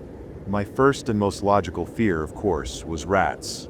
But in the darkness of the room, I quietly notated that I could see none of the small buggers around. I'd been sitting up in bed a full minute when the giggling started. It was low at first, but as I sat petrified, I could hear it becoming louder, more defined. It sounded like a small child, or at least it did at first. The louder it became, the deeper and raspier it did too. I could tell it was coming from the closet. Assuming a faulty doll was the culprit, I threw it open groggily, but as I peered inside, I found nothing. No doll, no sign it had ever been there. As the giggling continued, my eyes turned to notice 5 long scratches along the door that sent a shiver down my spine. This morning, I tried to tell my parents, tried to make any sense of it, but their answer stumps and terrifies me. Jacob, the attic doesn't have a closet. Tonight I sit on my bed staring at the closet door, only I seem to see, as it creaks open, and the giggling begins. There's nothing sweet or innocent about it.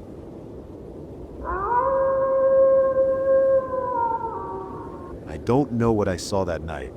This happened when I was in my teen years, back when I lived in an apartment complex with a huge patch of dirt behind it, probably 5 miles of nothing but cracked ground. No buildings, no trees, nothing. I always thought it was weird that no one had built anything there, but I never really questioned it. It was around 6 p.m. The sun was starting to dip, but it wasn't dark yet, just that in-between time. I was on my back patio, sweeping off the dirt patch. At first it was faint, so quiet I almost didn't notice it. A low electric hum, like a distant buzz, but it wasn't from my phone or my neighbors or anything I could explain. It felt like it was coming from the dirt patch itself. I thought maybe it was just me, maybe I was imagining it, but it wasn't. The sound got louder, sharper, until it was undeniable. Something wasn't right. I looked out at the dirt field, but nothing seemed out of place. And then it just appeared. Not with a beam of light, no crash, no explosion, just a low metallic hum. A saucer-shaped craft, hovering about 2 feet above the ground, just sitting there. No lights, no windows, no indication of anything but dull matte black. I didn't move. The buzzing sound faded, and then what seemed like an invisible doorframe popped open. It was so perfectly made that at first I didn't notice it, like it blended into the craft itself. Then metal stairs dropped down. And then something stepped out. It was tall, black and thin, but not fragile. Its skin had that same matte black sheen reflecting the last bits of daylight. It had small, pure white eyes that darted all around. 1 second, it was looking at me. The next second, it was staring at the ground. Then it looked up at the sky, then at the neighbor's apartment complex. It just kept looking around, like it didn't know what to focus on. For a moment it just stood there, staring around. Then, without warning, it was right in front of me. It didn't walk, it just appeared. It raised the black stick and pointed it directly at my forehead. And then, it spoke. Not out loud, but inside my head. You are nothing but a passing shadow. You exist because we allow it. The veil is thinning. The sky will break. The cycle must continue. You will not remember this in the way you wish to. I felt a sharp pressure in my skull, like something was squeezing my brain, forcing the words into me.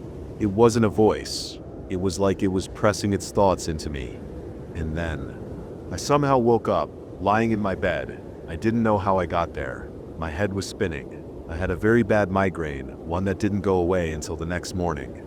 I ran back outside to the patio. Everything was normal. There was no one. No ship. Just the same boring patch of dirt.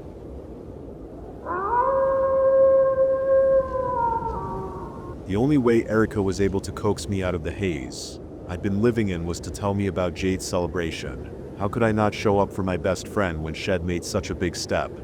Liam isn't who he says he is. I lost Liam to tragedy, and I couldn't move on. Days passed, weeks, months, and I remained trapped in my grief. Erica took one of my hands in hers and leaned forward, holding my gaze in a way that didn't let me look away. I couldn't take the pity in my sister's eyes, or the soft sadness in her voice as she said, "I know you don't think you're ready, but you are. You're strong." I acquiesced. I went, and what we did while I was there has doomed us all. It's time. I pulled my hand away. I don't want to hear about how strong I am anymore. Jade had bought her first house and was throwing a housewarming/Halloween party to celebrate the occasion. She'd come from nothing, sometimes living in shelters with her single mom when she was growing up, so to own her own place. It was so much more than just a life milestone for her. But still, if I go, they're going to look at me like you're looking at me now. Sophie, it's for Jade. This is huge for her. Erica's nose crinkled. How am I looking at you? There was that sadness in her eyes again. And how could I blame her for looking at me like that? The night Liam had died, I'd shattered into a million pieces, and I didn't know that I'd ever be whole again.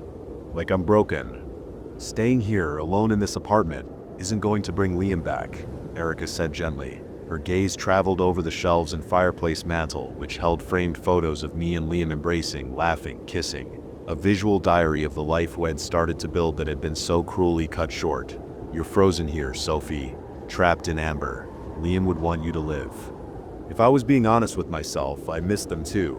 But if I go, my throat tightened as I did my best to hold back tears. If I go, I'll be moving on.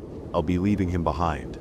If I stay here, they all love you, you know, Erica said.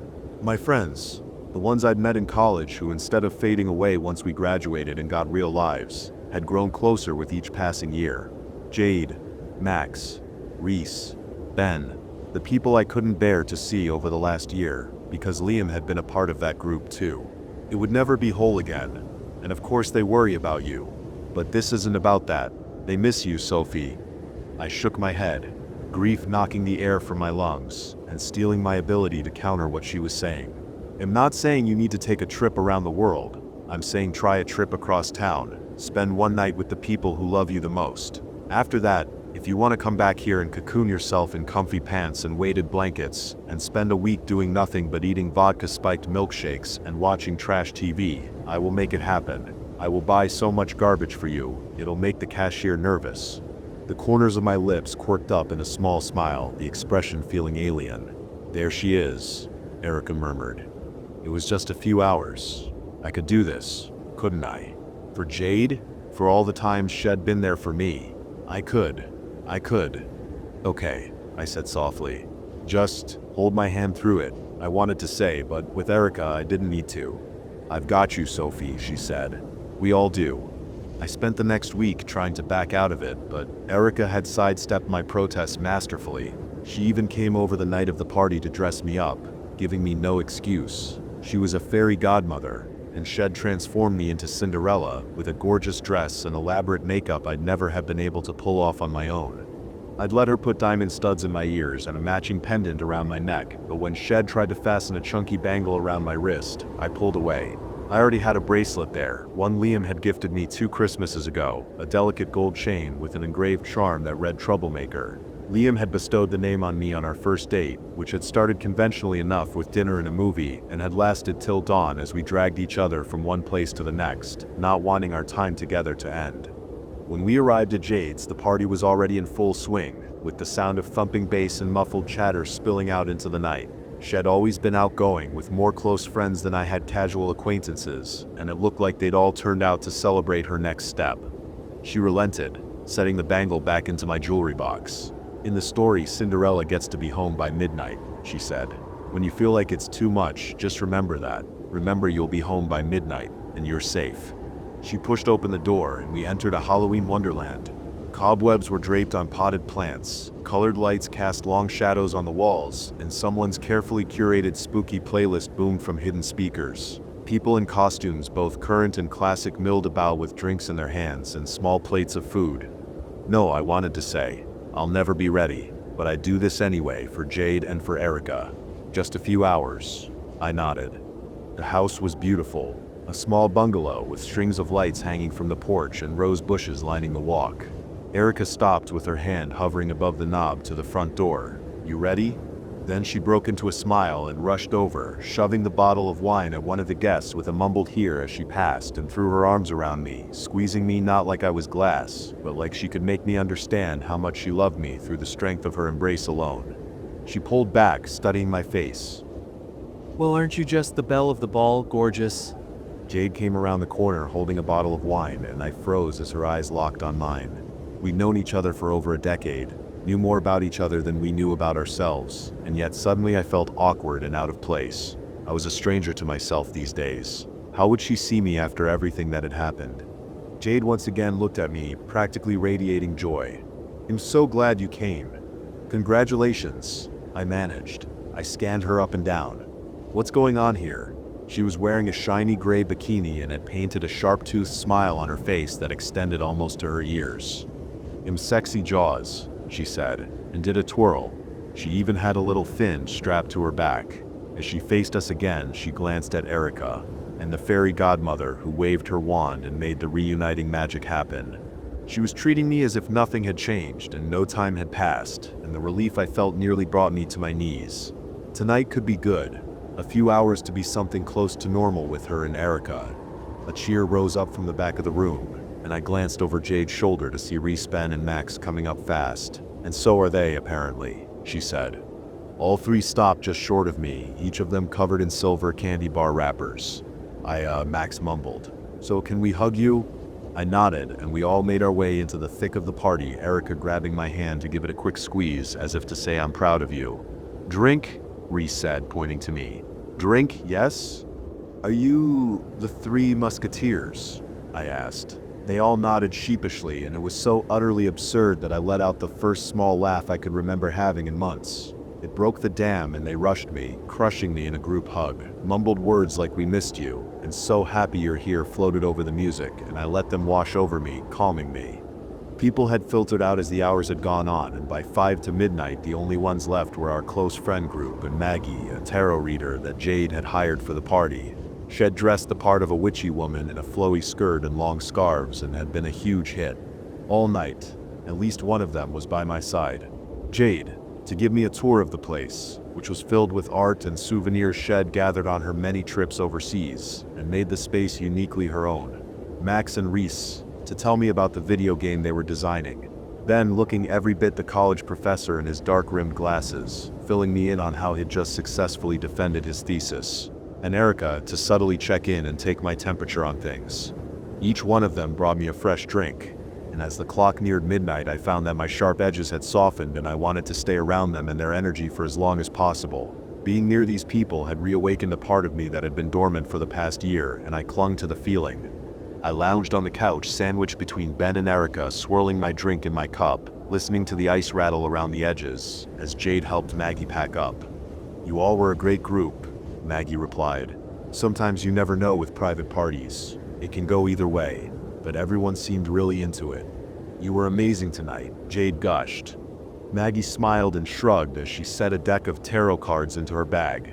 That's your energy, I just channel and interpret. I, for one, am very excited about what my future holds, Reese said, winking at Maggie. You crushed it. What else do you do? Max asked. Just tarot or... I'm also a medium, she said casually. My friends went silent. Even the volume of the music seemed to dip. So you, Max said, hesitant. You. A seance? Maggie asked, and looked to Jade, who'd gone a bit pale. Tonight? I can connect with the other side and bring messages forth, Maggie said, zipping the bag up and glancing around to make sure she didn't leave anything behind. Seances, essentially. My ears were ringing and my hands felt numb, and suddenly Maggie was the only person in the room. I could feel every single one of my friends looking at me, and I ignored them completely. Would you do one? I asked, my voice barely above a whisper. I nodded and Erica leaned into me and whispered, Are you sure? The veil is thinnest between this side and the other tonight. It would make a possible connection easier. Maggie subtly gauged the group's reaction, though it seems like there's some hesitation. Jade nervously flicked a glance my way. I don't think it's a good idea. I want to, I said. There was a hard edge to my voice that bordered on desperation, but I didn't care if they heard it. Please. She returned my gaze, studying me, sizing me up.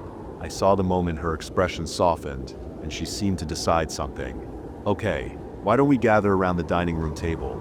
An uncomfortable murmur went through my friends. Yeah, let's do it, but it was all background noise to me. I just stared at Maggie, willing her to say yes. 5 minutes later, the music was off. The lights were dim, candles were lit, and we all sat around the table, which was covered in a black, shimmering cloth. How many of these have you done? Reese asked, trying and failing to keep the nerves out of his voice. Enough to confidently take you on this journey, Maggie said. I also want to be upfront. You may want to hear from a specific person, but please know that the one you seek to speak with may not want to be disturbed. I could sense my friends trying not to focus on me. Is it dangerous? Max asked, and I caught Ben rolling his eyes. It can be, but I know when to pull back and when to close the channel, Maggie said and inclined her head toward Ben. You think this is silly? No, Ben stammered, then hissed out a breath. Maybe. I think that when you die, you're dead. No residual energy, no ghosts. That's okay, Maggie said. They don't require your belief to exist. Maggie smiled warmly, but it did nothing to dispel the sudden chill in the room at her words. Even Ben seemed slightly rattled. Now, there's a specific way to safely proceed here. I'll speak 3 sentences, each punctuated by the word unlock, as we open the door to the other side. I'll speak those same sentences ending in the word lock as we close it. I'll guide you through and guide you back. All I ask is that you do exactly as I say during the seance. Is that acceptable? We all nodded, and she gestured for us to take each other's hands. Please close your eyes and empty your minds. Release. Unclench. Unwind. This isn't about forcing something. It's about allowing something. I did as she asked, breathing deeply, listening to the crackle of the candles and quieting my racing thoughts. After a long moment, Maggie said, Good.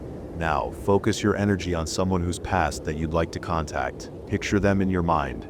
Remain fluid and soft and open. Don't force it. Allow it. Allow them to come to you. Out of the dark space in my mind, a shape appeared in the gloom, as if someone was crossing a great distance to approach me. I knew that form intimately. Happiness bloomed in my chest, its edges sharpened with an exquisite pain as Liam started to come into focus. Maggie began mumbling softly, saying words I couldn't understand, and then unlock. Again she mumbled. Again unlock. As she spoke, Liam's image became clearer. Hey, troublemaker. My eyes shot open. I hadn't heard those words in my mind. They'd been spoken out loud in this room by Maggie, her voice husky and not her own. And as she spoke the word a third time, there he was in sharp relief as if he were truly standing in front of me. That thick dark hair I'd run my hands through. The jaw I'd trailed thousands of kisses over. His ice blue eyes crinkled at the edges as he shot me a crooked smile. He stopped just out of arm's reach and mouthed the words. The silence that descended at the table was deafening as my friends gaped at each other, suddenly tense. They knew that nickname. Erika, on my left, squeezed my hand so hard I thought the bones would snap. I stayed utterly still, afraid any movement would break the spell, and whatever was happening with Maggie would stop. I was desperate to hear what she'd say next, but she remained quiet, her head bowed and her eyes shut. When I couldn't take it any longer, I whispered, Liam? Maggie slowly lifted her head, and her lips slowly curled up in a crooked smile that didn't resemble the warm grin Shed given us earlier. It was his smile. Liam's. She opened her eyes and her stare burned through me. I started to tremble. Off to my right, Ben was shaking his head. This isn't right. He seemed angry. This is bullshit. She's not. Maggie cocked her head at him, a move preternaturally smooth, and said, Lighten up, Benny boy. And by the way, there's no way I'm calling you doctor, now. Ben swallowed hard, the color leaching from his skin. You, he stammered. There's no way you could know that. You were gone before. Maggie ignored him and turned her attention to Jade. Nice place. You did well for yourself. Maggie slipped her hands free of Max and Reese's and stood on unsteady legs, if she were getting used to piloting a body that wasn't her own. We can't break contact, can we? Reese asked, his voice edged in hysteria. Maggie moved toward the living room, studying her surroundings, her movements growing steadier with each step. Wait. I broke free of the circle and followed her. I didn't get to say goodbye. The words tumbled out, forcing their way past the lump in my throat. I didn't realize that the last time I saw you would be the last time I saw you. I trailed off as I got a good look at Maggie, at the toll this was taking on her. Now in the center of the living room, Maggie turned back to us. It was so easy to slip through, she said, almost in awe. Her gaze locked on me. I heard you across the distance. You were practically screaming for contact. You led me right to you. She was sweating. There was tension around her eyes, and her jaw clenched every time she closed her mouth. I need to close the connection, she gritted out. Maggie began to mumble those same strings of words that began our ritual and managed to croak out the first lock before she brought up her own hand and slapped herself across the face, fingers crooked, scratching her own cheek. No, I cried, but Erica put a steadying hand on my shoulder and gently pulled me away from the medium. Do it, Jade said to Maggie. I'm not ready. He's not ready to go, I cried. Please, just one more minute. I won't go, she growled in that low voice. Maggie fell to her knees. Max and Reese lunged toward her, but she held out a hand to stop them. Stay. Stay where you are. Do as I say. She barked, her voice once again her own. She started to chant again, spitting out the word lock at the end, gasping for breath as if she'd run a marathon. Liam. I dropped to my knees just as Maggie had, trying to get on her level and hold her gaze. What's happening? What's wrong? I wailed. Maggie's neck muscles were strained, her face red, her hands clenching and unclenching. The words that spilled from her lips were edged with pain. There was one last sentence needed to close the channel and end the connection. I was going to lose him again. Please don't, Maggie. I need more time. I need more time. With him, I pleaded. Jade and Ben had their arms around me, pulling me away from the medium as I reached out for her. Jade held me against her, her fingers digging into my arm so hard I knew bruises would form. Eureka stood behind Reese and Max as if to shield herself. Ben slowly dragged himself to his feet, jostling Reese, who whispered, "Is she?" It was as if time had stopped with the horror of it all, and we froze with it, unable to look away from Maggie's body. Maggie's words trailed off as she finished the third and final sentence. She tried to form the word lock, but as she opened her mouth, her jaw cracked too wide. She arched back, twisting as if her spine would snap, and clutched at her chest. Awful gurgling sounds bubbled up from her throat, and she collapsed to the ground like a marionette with cut strings. As if in a trance, he moved to Maggie on wobbly legs and leaned down to place 2 fingers on her neck. I don't think she's breathing. But I couldn't be moved. I watched as the seconds passed and the color drained from Maggie's face. I watched her arms and legs, limp and lifeless, jerk slightly every time Max pressed on her chest, and I watched her eyes go glassy and dull.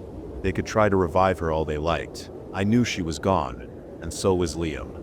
Chaos erupted, and it was a blur of motion and sound as Ben ran for his cell phone to call the paramedics, and Max knelt by Reese to start chest compressions on the fallen woman. Erica sank to her knees next to me, and Jade, and they tried to turn me away from it all. The rest of us silently shuffled out of the house, the cool morning air hitting us like a slap, trying to wake us from the nightmare we'd just experienced. We reached the sidewalk, the point where we'd need to split up to go to our separate cars, and we all just stopped, lost.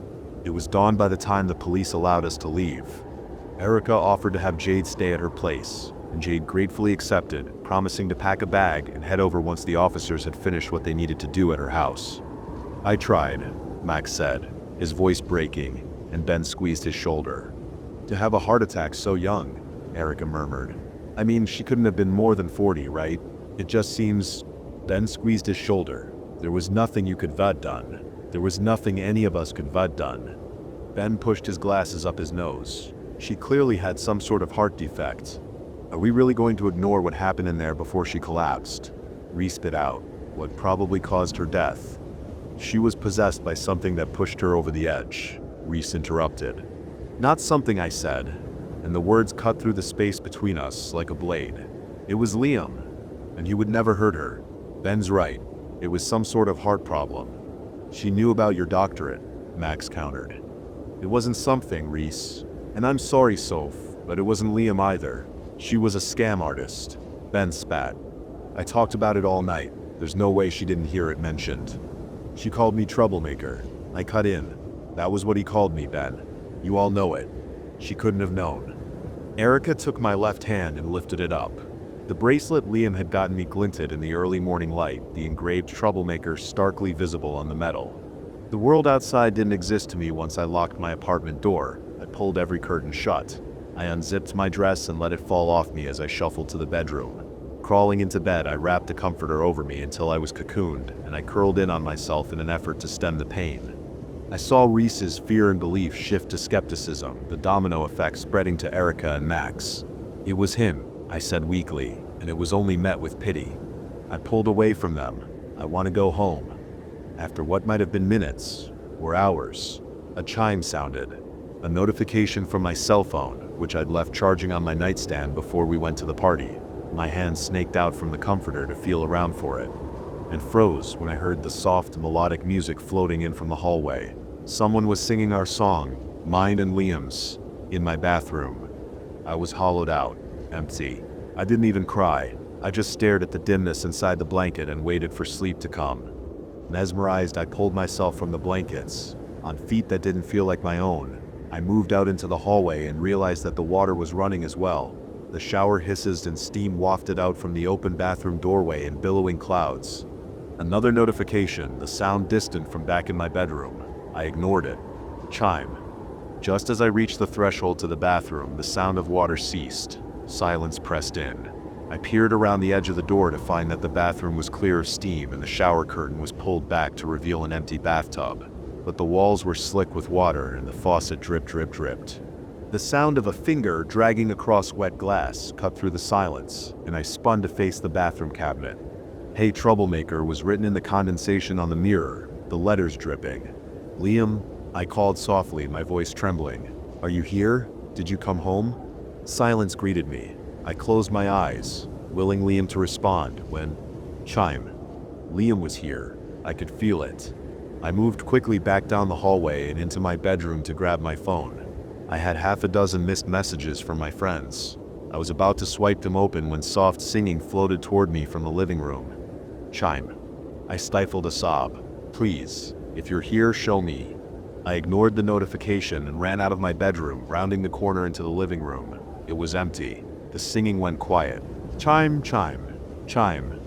Eyes still searching the dark corners of the room for any sign of movement. I unlocked my phone, tapped on Erica's name. "Erica, I felt bad leaving you at home alone, even though that's what you wanted. You okay?" Erica heard a knock on my door and thought it was Jade. Opened it, and nobody was there. As I read the last one, another notification popped up. A text from Max. "Erica, call me. Something weird is going on." Max, "I know thought you heard Liam tonight. I just heard my mom's voice from the other room." Max Soph. "She died when I was 10. What did that psychic lady do?" A rustling emanated from behind me, and the air grew cool. The scent of pine and leather surrounded me. The smell of Liam's cologne. Chime. Slowly, I turned to find someone sitting in the shadows in the chair in the corner of the room. Moonlight filtered in through the gauzy curtains and threw muted light on their face. His face, Liam. I could barely make him out, but he was there. Chime. "Ben, tonight was a lot. I think I'm hearing things in my own apartment, and I don't even believe in this shit. Call me and let me know you're okay." Chime. Jade this time. "Is Erica there? She told me to come over, but she's not answering her door." Jade. "I tried your number and it won't go through. Call me. I think I heard Erica inside. She screamed a dud." I tried to answer, to tap the keys. My fingers wouldn't move. He remained preternaturally still, only cocking his head slightly so the moonlight glinted in his eyes, turning them cold and hard. "I've waited so long for this." "Liam?" I whispered. Chime. I tore my eyes away from him to glance down at my phone. It was a voicemail from Reese, though I had no missed call. Without me moving a finger, it began to play. "Reese Soph, I think the medium fucked up." More rustling from the corner, and out of the corner of my eye I saw the man slowly rise from the chair. A low hum came over the line, and a tonal buzzing that distorted his words and made him hard to hear. A burst of static briefly cleared the line as, "Reese." She had to say those 3 sentences, and then walk to close the connection, right? She only finished 2. She died before got through the third one. Reese, the door is still open. Reese, I think he's still here. The buzzing began to grow again. There was a crash through the line, and he roared in pain. A terrible gut-wrenching sound that cut off on a staticky shriek. Dread crept in. Maybe death had changed him. Maybe I'd wished to be reunited with someone that no longer existed. Suddenly I was afraid for the first time tonight. Liam, why are you doing this? And I was alone again, with the man in the corner who could only be Liam. I wouldn't let myself believe anything else. You led me right to you, he said. It was so easy to slip through. It no longer smelled like pine and leather. It reeked of rancid meat and wet earth. Why? He said, drifting toward me, trailing shadows in his wake, his eyes burning, sucking all of the air out of the room. I blacked out. Hours later, I woke with a throbbing head and a sour taste in my mouth. Pushing myself up on weak arms, I blinked at the bright sunlight that now slipped through the crack in the curtains and waited for the world to stop spinning. Troublemaker was carved into my forearm in thin, slashing strokes. The apartment was silent, the furniture undisturbed. There was no indication that anyone else had been in here but me. I raised a hand to touch the tender spot where my head had cracked against the floor and my heart started to pound. My arm was covered in blood. It had gone numb as I'd laid on it after I collapsed, but feeling was starting to come back, and along with pins and needles there was pain. Horror sliced through me as I read the smeared crimson words, the hair on the back of my neck standing up as that rotten smell curled around me again. It was suddenly so cold. I ran to the bathroom on weak legs, slammed the door shut and locked it, tried calling out so many times, but nothing will go through. Texts seem to work, but nobody's answering. Not Erica, or Jade, or Ben, or Max, or Reese. So I'm uploading our story here. I'm not sure why, because I don't think anyone can help me. So there's a record, I guess. And something had used the blood that had pooled around my arm while I'd been unconscious to write me a message on the hardwood floor. It had him. I know that now because of the message it left in the blood. I just know that whatever's in the apartment with me is still here, toying with me, singing softly, running its fingers over the outside of the door, the sound like hollow whispers. Why do you keep calling me Liam?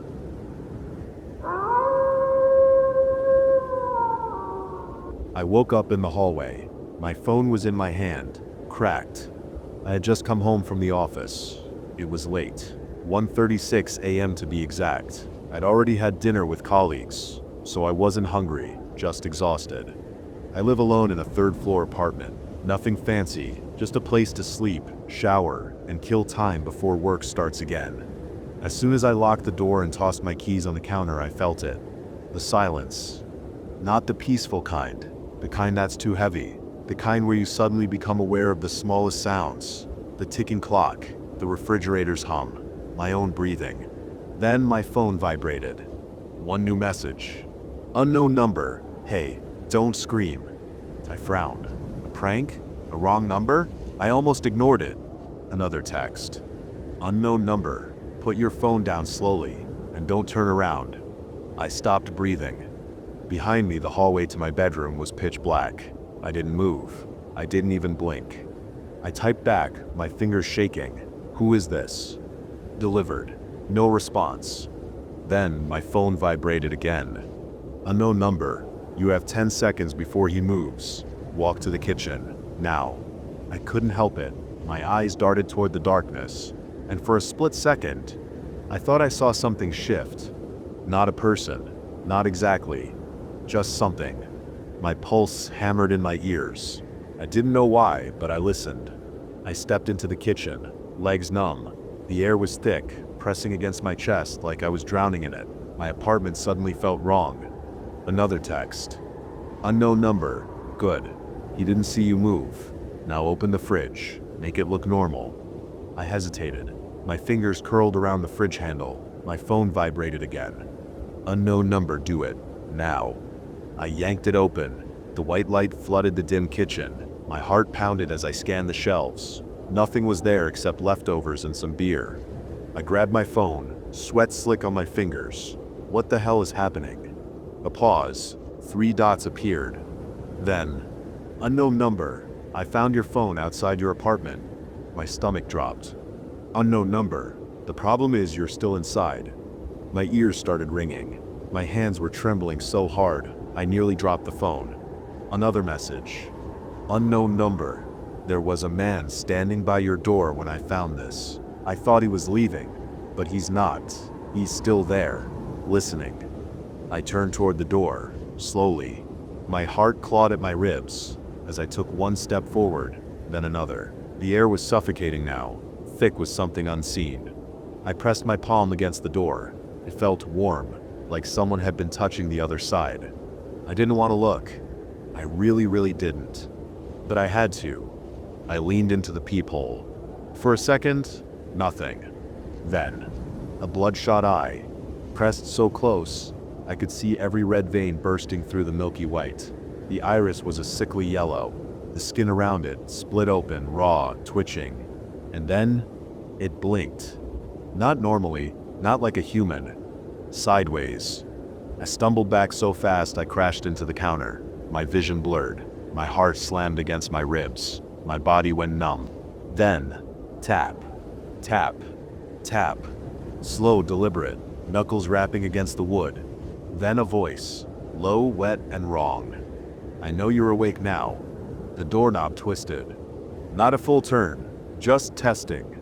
I wanted to run, move, but my body refused to listen. Then, my phone vibrated. The buzzing echoed in the silence. I barely managed to look at the screen. Unknown number. Don't run. Don't scream. Whatever you do, don't look up. I stopped breathing. Don't look up. I wasn't looking up.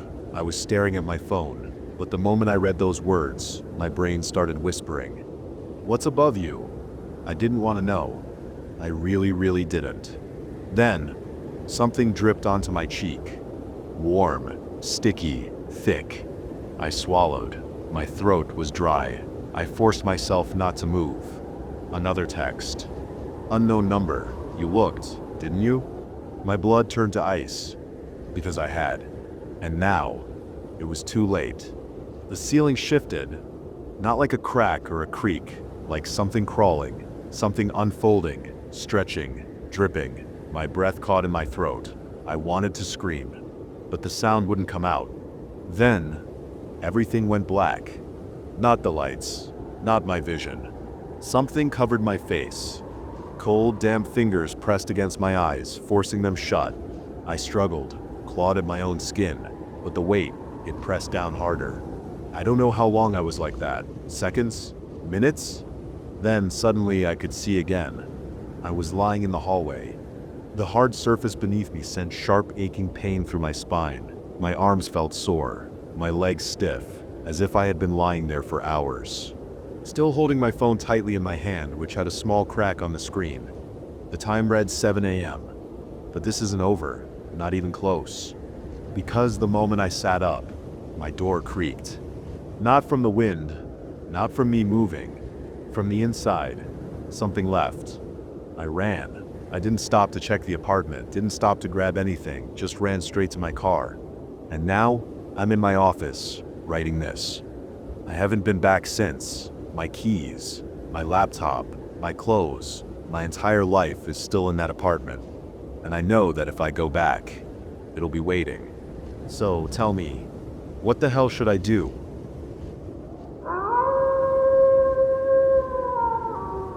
The Deus noise, the devil's notes. It started a few years ago. YouTube recommended me a weird video, about unboxing a Dybbuk box. I had no idea what the video was about at first, since it had no title or description. I watched the video. The person in the video was unboxing a Dybbuk box. You know, it was obviously fake. The box was covered with red wax, like many others, and when he finally opened it, I had a chilling sensation. Well, I don't believe in these things, and it's just a video on my phone, so it's his problem anyway. He opened the box, and inside was a mirror, so the one and only thing that he saw inside the box was his own face. Then, he flipped the mirror, and behind it there was one word, Deus. The video ended shortly after. It had no title, and I forgot about it and went to work. I couldn't get this video out of my head. I kept thinking about it, obsessively. Eventually, I decided to look at the video again. I couldn't find it, not in history, not with keywords like Dybbuk and unbox, nothing, and it was in an anonymous mode, so it should have appeared in history tab. Weird. I had to go again, and I kind of forgot about it. We later had dinner together. Then I heard a faint noise, like if someone has pressed a few notes on the piano altogether. I asked everyone at the table about it. Nobody heard anything. I left the table, rushed outside the front door. Nothing, no sound, all looks normal now. I went back to the table. They asked me if I am feeling all right. I told them I do. A few days later it happened again. I was sitting with a friend at a restaurant and then I heard it again. The same noise. It wasn't a nice or normal noise. It was a low-tone noise. Again, the same musical notes. This time somewhat louder. I have a friend who has a lot of knowledge in music and he plays a piano. I pressed on the piano keys to try and mimic what I hear. He was in shock. He rushed away and brought a book with him, and he told me that it resembles Hell Waltz, which was made in the 1600s about a creature named Asmodeus. Asmodeus? What is that? He explained to me that it's a demon, the worst one, but that's just a myth, a legend. He kept asking me about the noise that I heard, and if I kept hearing it.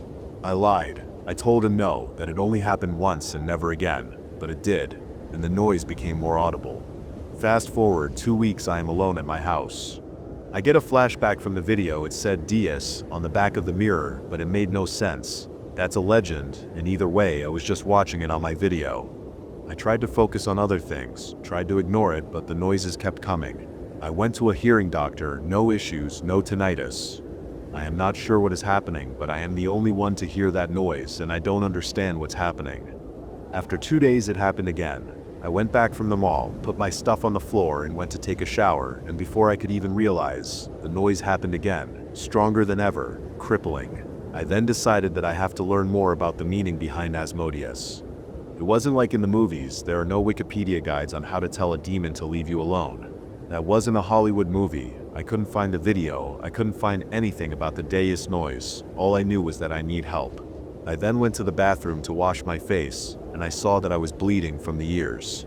Whatever that noise was, it started to take effect on my body. I washed it off, but then the noise came again, and the bleeding was even more intense. Panicking, I went to the ER. They had no idea what happened. I never told them about this. They ran every test and couldn't find any medical explanation for it. I went back home, tired and scared, Googling for hours. Eventually I found someone in a forum, in the deeps of the internet, having the same story as mine. He kept saying, "If you hear it, don't answer. Don't make a sound. Don't let him know you are listening. You have to survive 50 days. 50 days? I thought to myself, it's already been around a couple of weeks. I must gather my strength and keep going. At least there's hope. The noises kept coming, back and forth. Sometimes for longer times, sometimes louder. It really distracted me. I was having ear bleed often, but my only goal was to end those 50 days. It's the last day of this nightmare.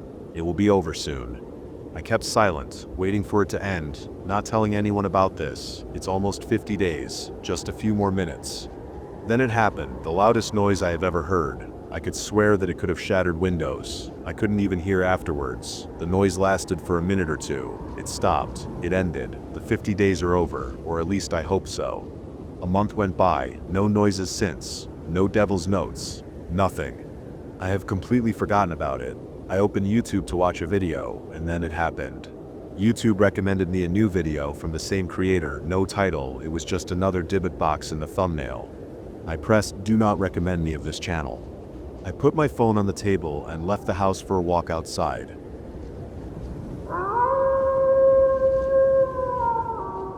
Black feathers keep appearing in my house.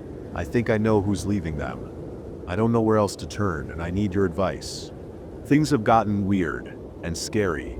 Aside from knitting, birdwatching has been my main hobby lately. It gets me out of the house, into nature. Peaceful, right? I was wrong. It started yesterday morning, really early. I was walking a trail near my place. It's usually quiet, perfect for spotting birds. I got my camera out, totally absorbed, snapping pictures. When I finally looked up and turned to head back to the main trail, he was just there. Standing right where the paths met. A guy wearing a black hoodie with the hood pulled all the way up, shadowing his face completely even though it wasn't cold or particularly bright out.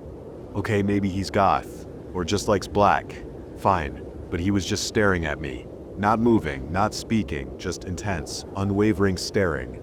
Maybe it's just me, but I think most women who spend time alone outdoors know that specific gut-wrenching alarm that goes off when a strange man stares at you like that, completely silent and unmoving. It was immediately unsettling. I felt pinned. I tried to act normal, maybe give a little nod, but he didn't react. I started to walk back towards the main trail, planning to just pass him. That's when he started walking towards me. My stomach clenched. He stopped right in front of me, blocking my way. And then he started talking, but it wasn't small talk. It felt like an interrogation. "What's your favorite bird?" he asked, his voice flat, muffled by the hood. Caught off guard, I stammered. Oyster catchers, I guess. "Why do you like birds?" I don't know, they're beautiful? Free?"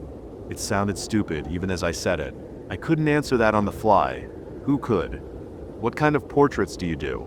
He must have seen my camera. It wasn't casual curiosity.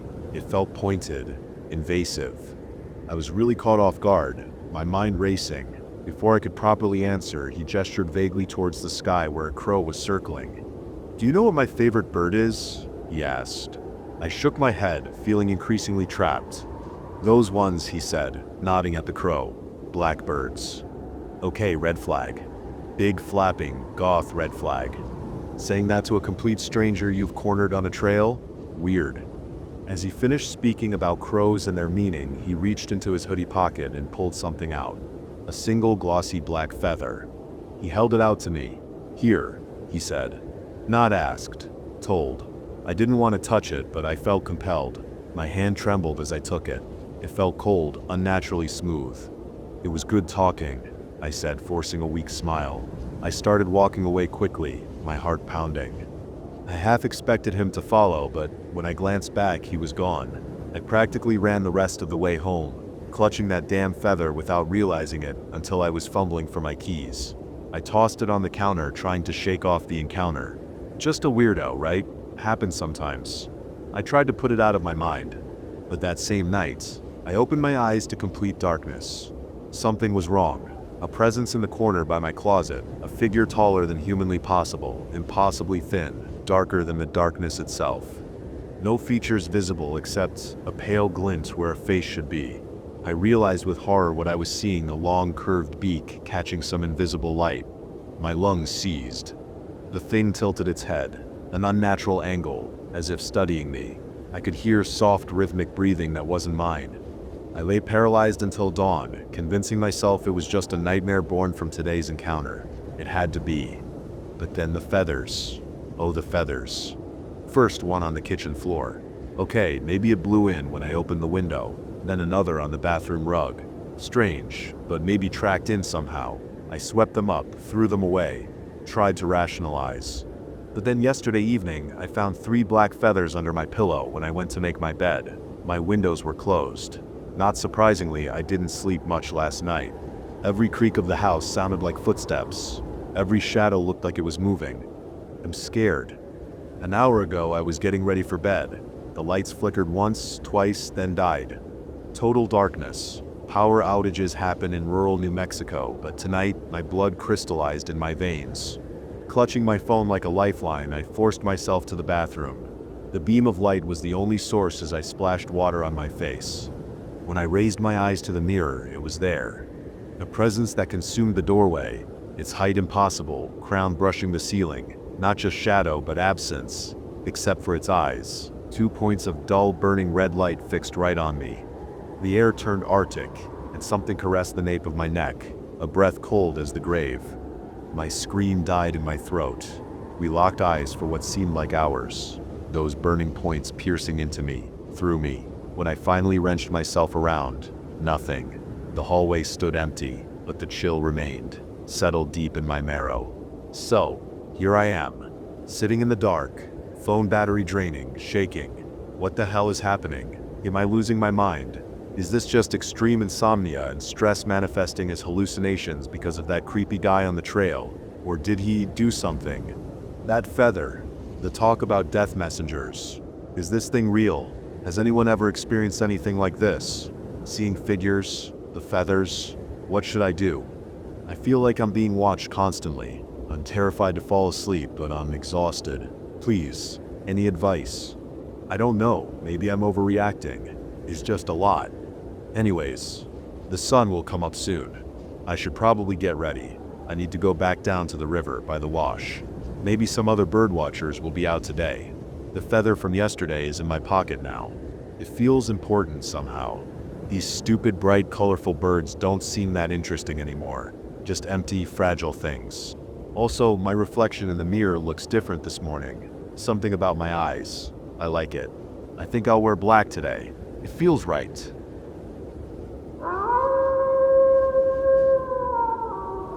My brother's sleep journal explains his disappearance.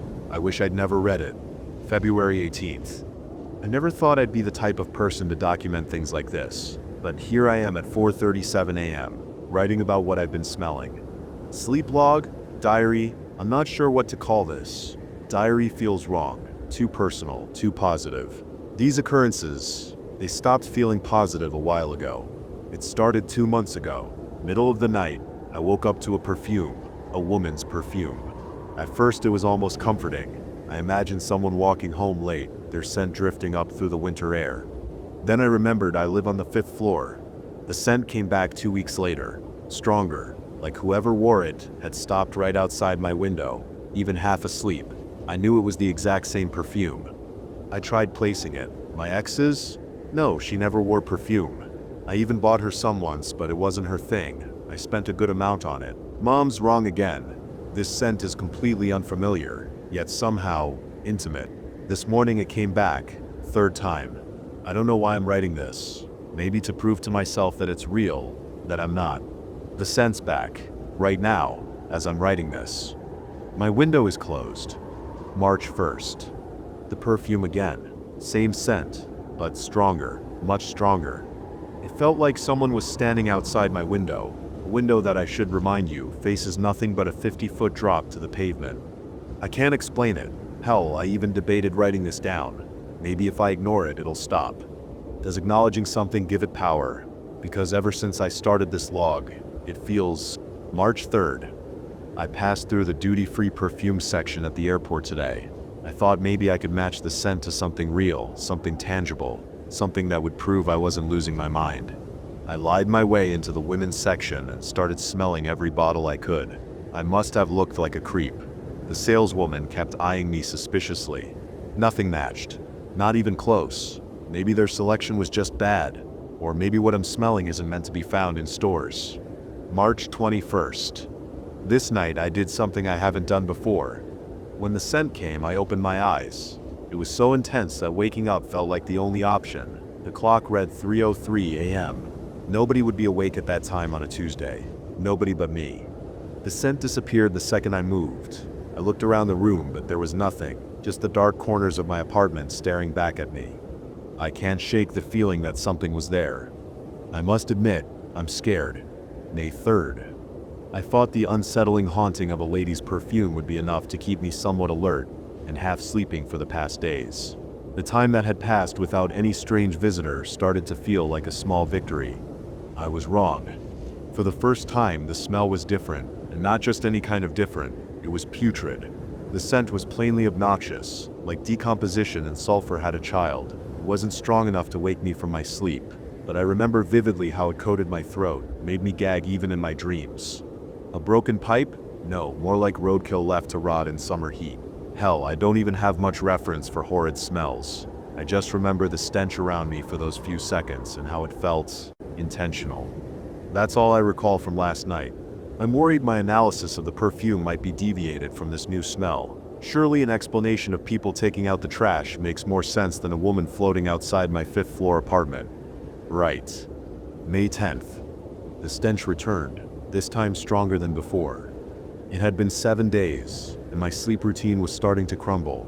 Each night my anxiety grew worse as bedtime approached, like I was bracing for something to happen. It probably doesn't help that part of my routine has been reading 30 minutes of horror before trying to fall asleep.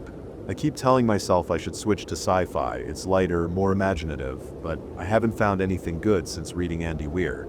Maybe I'll dive into Goodreads tomorrow and see if anything catches my eye. I noticed I'm shying away from the real purpose of this log, to understand what is happening. That's the purpose, right? The scent was horrible. I don't want to start drawing any conclusions just yet. May 11th. I lied. I want to draw conclusions. At first I was skeptical about looking for answers on Reddit, and as I imagined, nothing similar was reported, or at least not from what I found after searching for countless hours. The closest thing I stumbled upon was a post from someone who woke up to the smell of smoke and managed to stop a kitchen fire just in time. Quite a different thing. I couldn't even tell if the Redditor was a man or a woman. Their username was impossible to figure out. Then I asked V. Her response didn't help much. 7:38 p.m., May 11th, 2024. VV, interesting. I've heard of the occurrence myself, especially the sweet perfume turning putrid. 7:41 p.m., May 11th, 2024. VV, I can't find it right off the bat, but it reminds me of tales people have told about demons and how they try to trick humans by way of their senses. Usually I've heard about it mostly occurring with demons trying to impersonate children. Demons. Impersonating children. I wish V hadn't told me that part. May 12th. Demons. Impersonating children. I catch myself whispering it over and over. I couldn't sleep much today. No scent though. Sometimes I think the waiting is worse than the visits. May 21st. My daily activities are starting to suffer because of how little I've been sleeping. It's like my brain can focus on anything else.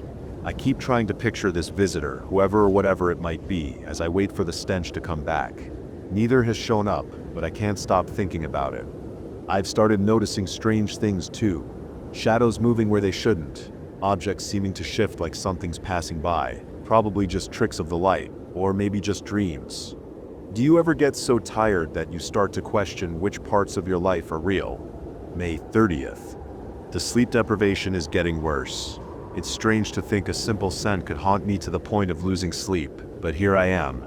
My head throbs most of the day, and I can barely focus. The reports my manager asked for last week are still sitting untouched, like they're mocking me. I try to comfort myself by thinking it hasn't happened again for almost a month. But who am I kidding? I've been counting the days. 20 to be exact. Sometimes I catch myself hoping it comes back, just to prove I'm not crazy. June 17th. I've cleared out everything from my room. No furniture, no clutter, no shadows left for it to twist into something else. It's quieter now, emptier, almost peaceful. Not that it matters. It'll come anyway. June 20th. Tap, tap, tap. It was the middle of the night, somewhere between midnight and 3 a.m. I'm certain. After so many sleepless nights, I've learned to tell the difference. A faint sound echoed from the window. It wasn't loud, but it cut through the stillness and jolted me awake from my half-dead state. I didn't turn to look. I didn't even think about it. My body refused to move, frozen in place. I just lay there, listening. No, this wasn't a dream. It never is. June 21st. I don't know if I should even continue this log. The night occurrences have become terrifying, to say the least. I can't remember why I even started this diary. Oh right, a scent. The tapping on my window and the entities walking around my bed have made me forget completely the reason I started writing this in the first place. Sometimes I wonder if it knows I'm awake. Did I mention the entities? I don't remember. There's a lot I don't remember anymore. June 28th. The stench woke me first. It was overwhelming, suffocating, like the room itself was rotting from the inside out. I couldn't open my eyes. I didn't dare, but I knew it was there. The air around me felt wrong, heavy and alive, just like it felt each time I wrote about it in these pages, each entry making it stronger, more present. God, how did I not see it before? Every word I put down was like a brushstroke, painting it into existence. I didn't move, my eyes still closed. My heart was pounding so hard I could feel it in my throat, each beat echoing in the silence. My body felt like it was pinned to the bed, not by weight but by sheer terror. Then came the sound, a crack low, deliberate, like a joint popping after being held still for far too long. Another crack, closer this time, more real than ever. Its breath was hot and damp, brushing against my face in uneven bursts. Every instinct screamed for me to move, to scream, to do something, but I couldn't. This was my doing. Every detail I documented, every sensation I described, I'd been summoning it all along. Then the touch. A finger, hairy and damp, dragged slowly down my cheek. My skin prickled as if it were recoiling from the contact, but I couldn't flinch. I still didn't open my eyes. Not until I felt it lean closer, its breath now at my ear, and that's when I heard it. Not a voice, but a thought, deep and invasive, as if it had been planted directly into my mind. It begins now. The words didn't fade. They lingered, echoing in the spaces between my thoughts, growing louder and louder until I thought I might scream, but I didn't. I couldn't. July 6. The pen feels wrong in my hand today. Heavy, each stroke deliberate, guided like something else is moving across the page through me. I'm already running out of space in this stupid notebook. It's strange writing all of this down. Sometimes I wonder who these words are really for. I've been thinking about you. Yes, you. The one reading this. Strange, isn't it? These logs were never meant to be just for me. They were always meant for someone else. For you. I don't remember writing that. We remember reading it. Asterisk edit. Found this in my brother's apartment while cleaning it out after he went missing. His window was open. The walls were covered in strange symbols. Hundreds of them, drawn with the same deliberate guided strokes as his journal entries. Asterisk edit 2. I've started smelling perfume in my apartment too. I live on the 7th floor. Asterisk final update. I should have burned this journal when I had the chance. The pen feels strange in my hand now. Heavy. Each stroke deliberate, guided, and I am running out of paper too.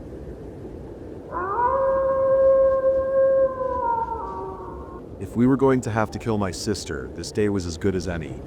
Blood on the rocks. The sky was that kind of flawless blue that you only see in paintings, the pretty flowers so shocking orange that they almost gave off heat, or maybe it was just the sun, up there on that mountaintop, as close to God as you can get without burning to a crisp. We had been blessed with a glorious day, as fine as you could ask for. I had known as soon as Mary Catherine started having her fits that it was going to come to this. The same thing had happened to our mother when I was only 5, and to her sister and my grandmother and any number of the womenfolk in our family. It was the source of much of our shame and dishonor, and even though nobody ever came out and said something about it to any of us, you could still feel it in their stares. The way that people would hush up and stop talking when we came in to the daily service, looking at us out of the corners of their eyes. You could hear it in whispers floating behind your head as you walked through the general store, buzzing around you like flies buzz around our old nag Deuteronomy. You knew without hearing what they were saying, what you had been born into, the blood-red stigma that you wore like the mark of Cain. All of us, the entire Tourette clan, were spoiled, cursed, dirty, and impure. Brother Jacob stood next to the highest rock on the altar, sun shining yellow through his hair and his beard and smoldering in his eyes. He was a tall man, with a face like the rock cliffs down the valley, hard and worn smooth by the years. The rest of the town waited on the plains below him, all through the orange flowers, silent and patient, waiting for the great man to speak, and after a long time he finally did. Brothers and sisters, he began, lifting his arms over his flock. We are gathered here today to suck cocks, piss on your mother's faces, shit, scabies.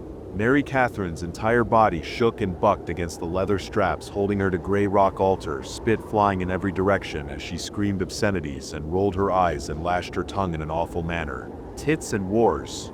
Dwarf dicks. You all eat cunts for. I did nothing. I turned my eyes away and back to Brother Jacob. Brother Jacob turned on his heel, raised his fist and slammed it down into Mary Catherine's stomach and face over and over, until she finally stopped thrashing and lay there whimpering to herself.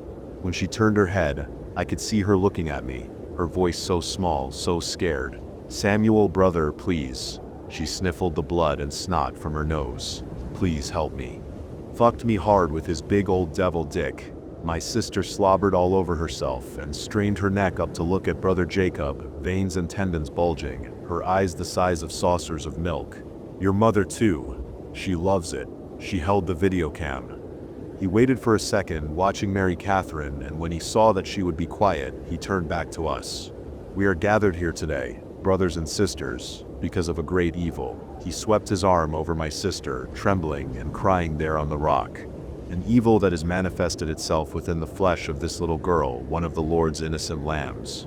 Satan himself has... Again, Brother Jacob's fist rained down on Mary Catherine's head and body as she screamed and hollered and talked in languages that none of us had ever heard before. This continued on for several minutes until finally Brother Jacob sagged and put his hands on his knees, breathing hard for a long time. Once he was able, he wiped his hands on his vestments, leaving red streaks on the starched white, and motioned to two of our strongest men, Eli and Ezekiel. They stood on each side of my sister and held her down as she screamed and tried to bite the men, teeth snapping so hard that I could hear them smash together from where I stood, 50 feet away, on the very edge of the town's people. Mary Catherine saw him. "Oh, Papa, Papa, you saved me." She was barely able to get out the words. Without thinking, I moved closer to them, to my family. Our father was crying too, which I had never seen, not even when our mother had been taken. He loosened the straps holding my sister and pulled her to him, holding her as she wrapped her arms around his neck and her legs around his waist, both of them unable to speak, so overcome with joy and relief. Brother Jacob wiped his brow on the sleeve of his vestment and looked down at my sister, who had stopped screaming and started to cry, her little body racked with sobs. He just stood there, as if frozen. After a long time, he turned back towards us, and his voice sounded more like a croak. "This evil that has manifested itself in this little girl is an abomination before God, an abomination that we know all too well, one that has plagued our people for hundreds of years, one that preys on the weakest in our flock, but one that we have stopped before, and will stop again, every time. With the power of our Lord, we will rid ourselves of this evil and release the soul of this poor little girl." He reached beneath his vestment and pulled out the dagger of St. Todd, Barnabas, that which had laid down my mother and her sister, and many of the women of our family. It glinted white in the sun, as Brother Jacob turned toward Mary Catherine and raised his arm.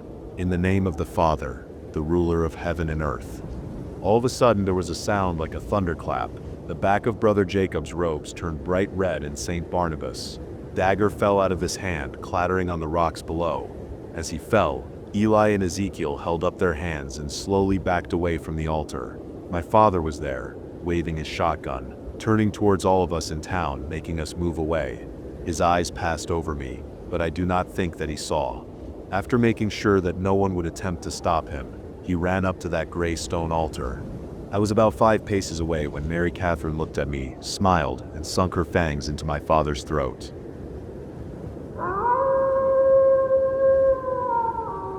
"Sail on, sailor." "You sure you don't want me to read Jack and the Beanstalk again?" I asked, tapping the cover of the faded old book. "You know, Beans Giant's kid saves the day." "Nah," my boy said, curling up under the blanket like he wanted the world to go away. "I want the wizard and the whale." I sighed. "The wizard and the whale? Again?" I sat down next to him, the bunk creaking under my weight. "You know I made that up for you, right? Out of thin air. I ain't some big shot storyteller." He shrugged, staring at me with those big eyes, the kind of eyes you can't say no to. "Please?" he asked, so soft. I almost didn't hear him over the waves smacking the hull. "All right," I said, rubbing my face. "But don't blame me if you're up all night, scared out of your wits." "Promise I won't be," he said, gripping the blanket tight. "All right," I started, leaning back. "There was a kid, same age as you, small for his size. But he wasn't ordinary.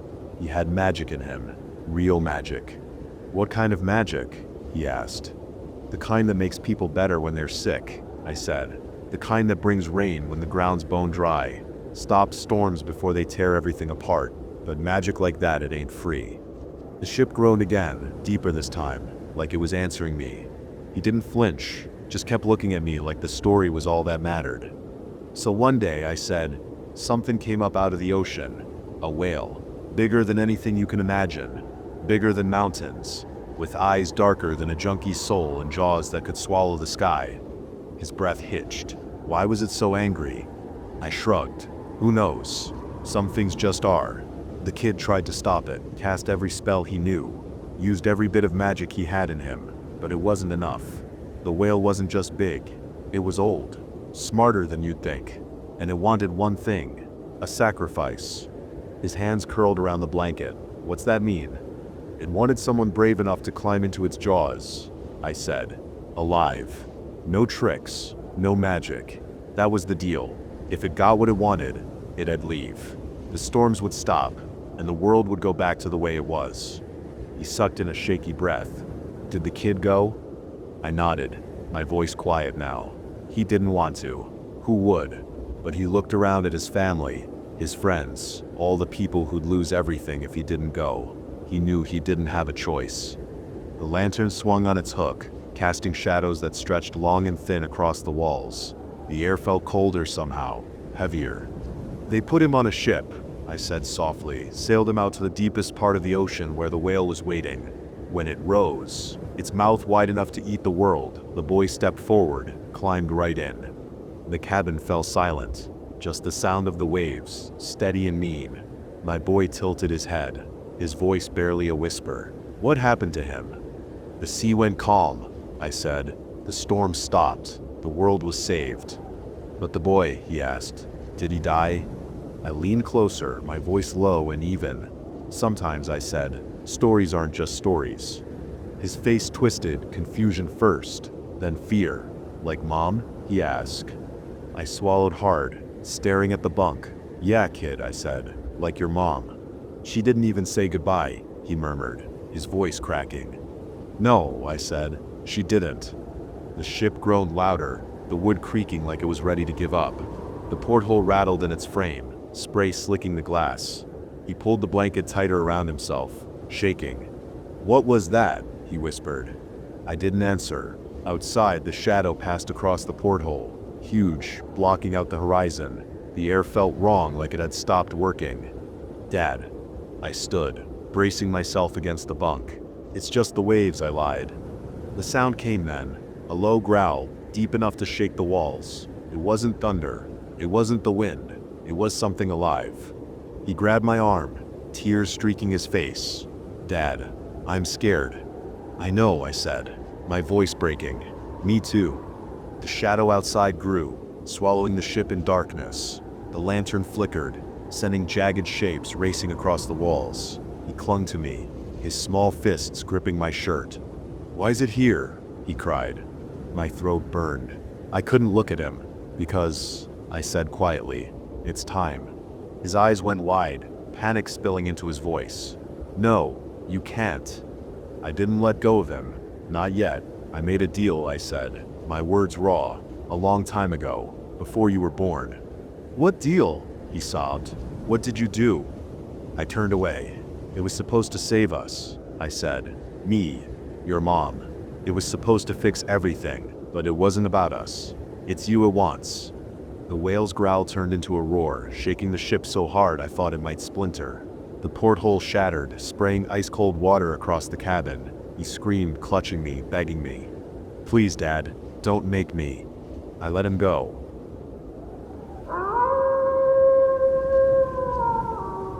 I heard my dead daughter's voice in the walls.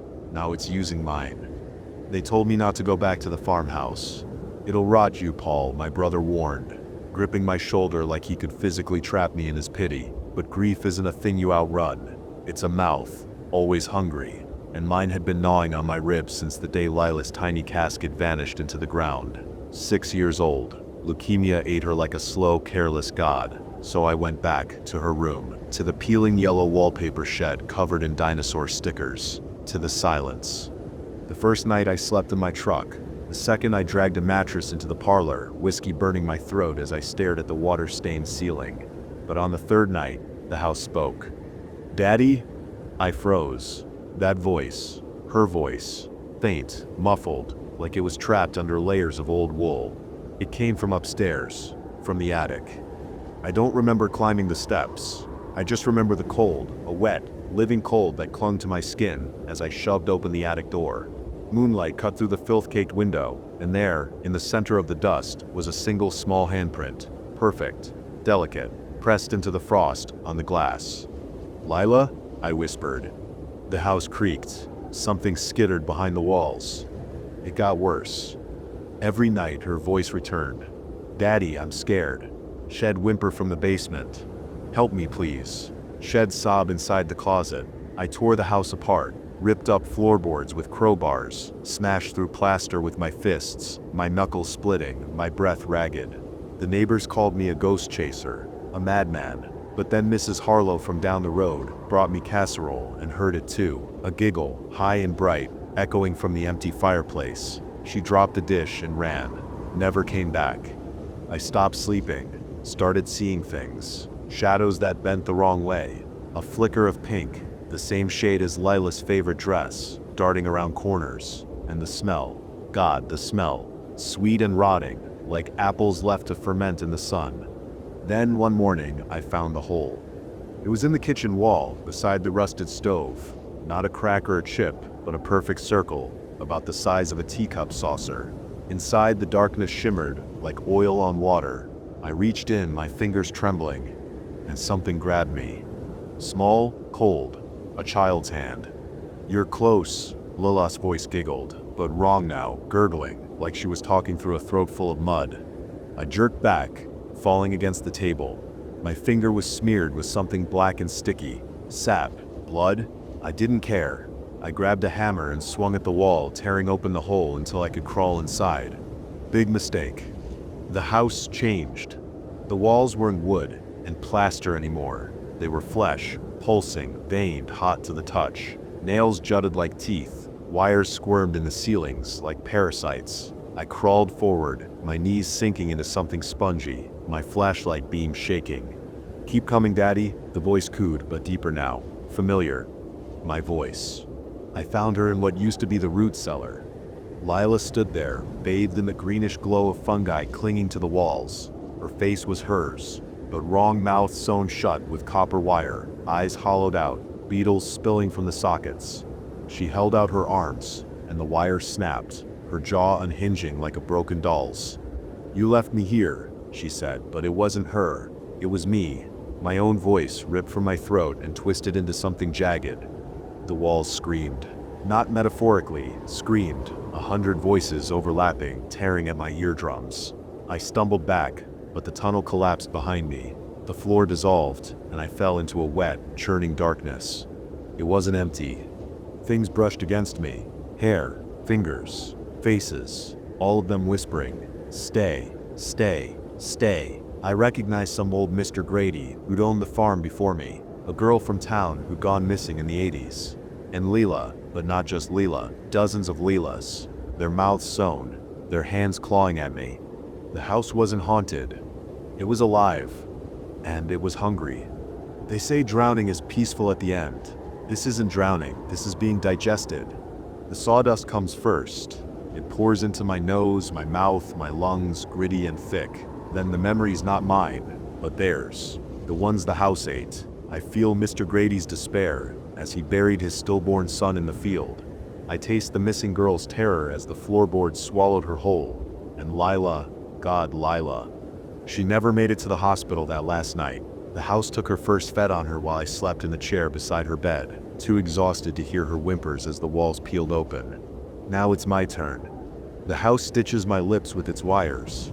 It hollows my eyes, fills them with squirming, hungry things. And when the new family moves in next month, a young couple, pregnant, eager to restore the charm of this old place, will be ready. She'll sing to them in their own voices. I'll make them believe.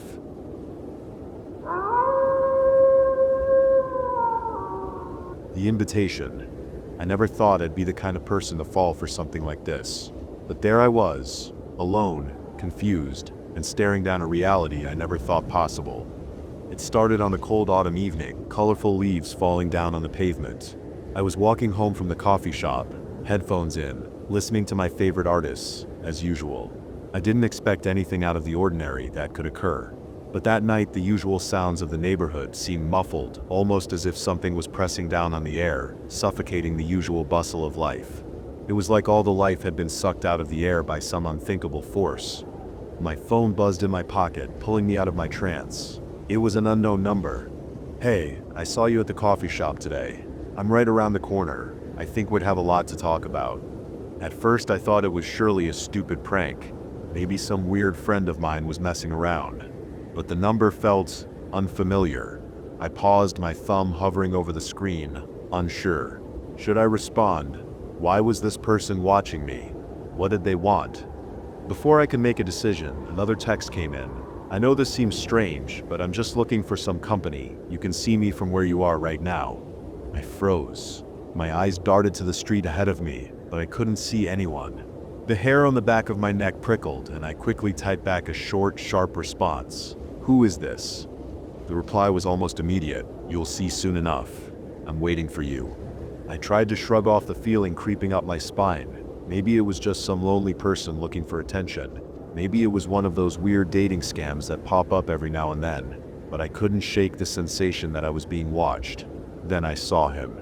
A figure standing under the flickering streetlight, tall with dark hair falling in soft waves around his face. His eyes, I couldn't make him out at first, just two deep black pools staring at me, and his smile so perfect, so mesmerizing.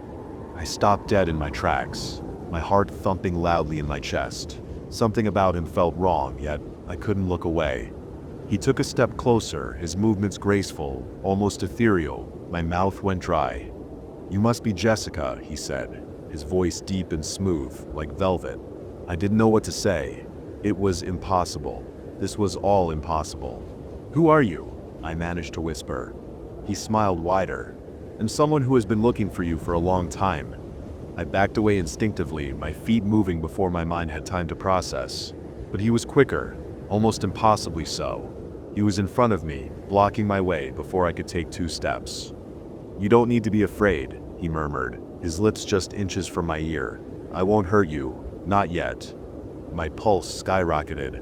Every cell in my body screamed at me to run, but my feet were frozen to the ground, my limbs stiff with fear. "I didn't mean to frighten you," he continued, his breath cool against my skin, his touch impossibly icy and rock hard. "But you've been so interesting to watch." His hand grazed my cheek, and I flinched back. He chuckled softly, eyes never leaving mine. "You're wondering why you feel this way, aren't you?" he asked, his voice almost a purr. "Why you can look away, why your heart races, and you feel like you're being pulled in." I nodded without meaning to. "That's because I'm not just anyone," he said, his smile turning from charming to predatory. "I'm something more, and you are going to be mine." He stepped back, and for a moment I thought I could escape, but then he spoke again. "You don't need to run. You can't escape what you already are." I tried to shake my head, but his words seemed to cling to my thoughts, making them heavier, darker. "Just let me in," he whispered. "Invite me in. I won't force you, but if you do, I promise it'll be worth it." His voice was honey sweet, and before I knew what I was doing, I said the words I never thought I'd say. "Come in."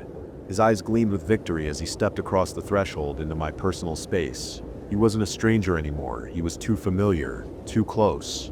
He didn't even need to touch me to make my skin crawl with electricity.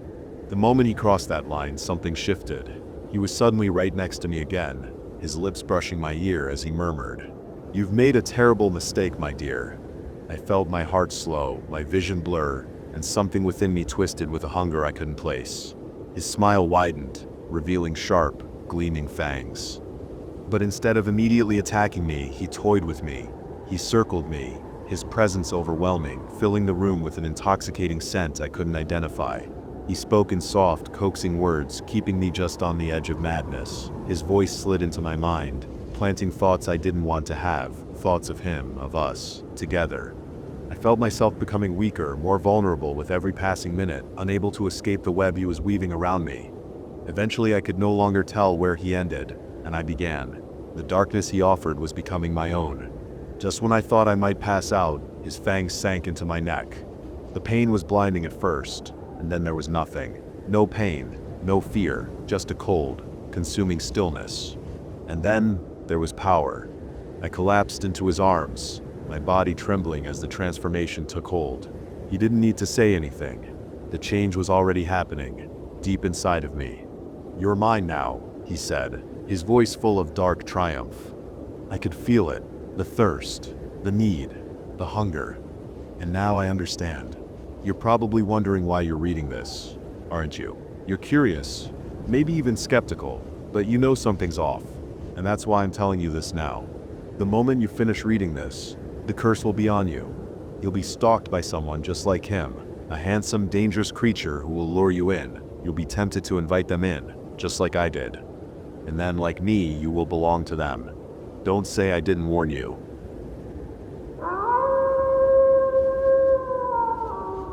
The East York Street Apartments.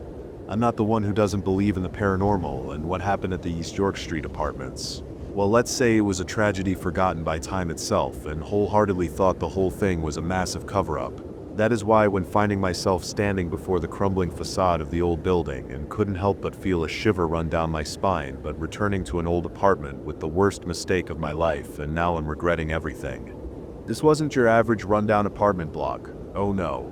Not even the most dilapidated of structures could compare to the ominous aura that clung to it like a shroud. The vibrant walls from its past were now a canvas for graffiti, a silent testament to the years of neglect. The windows, shattered, stared back at me like the hollow sockets of a skull. And the smell, oh, the smell, was a thick cocktail of mold and despair, a scent so potent it could choke the life out of any hope that had the misfortune of lingering nearby. I had called this place home from 2006 to 2012, and even though a decade had passed, the memories remained as vivid as the day, and having fled, screaming into the night, my heart hammering in my chest like a drummer gone mad, they said it was a fire that had driven out the tenants before us. But the way the stories were circulated around town, the way the very air felt thick with secrets, you'd think it was something more, as there were no records, no newspaper articles, no charred remains to speak of. Just whispers of a night that had swallowed the building whole. It was like it had never happened, but the scars on the walls told a different story, a tale of agony and fear that was etched into every brick and beam as I approached the main entrance. The boards that had been nailed over the door seemed to groan in protest at my return.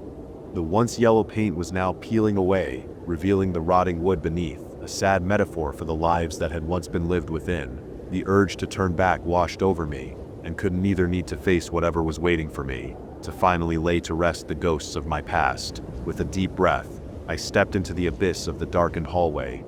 Then, after entering the dusty lobby that was so thick it danced in the beams of the setting sun that dared to pierce through the broken windows, each step I took echoed through the emptiness, a rhythmic taunt that grew louder with every footfall. The whispers grew stronger, a chorus of unearthly voices that seemed to beckon me closer. "You shouldn't have come back," they seemed to say, their words a symphony of despair that grew louder, more insistent, and also with a malevolence of pure hatred and disgust that I even set foot back into its domain as this invisible force was claiming the right to be there.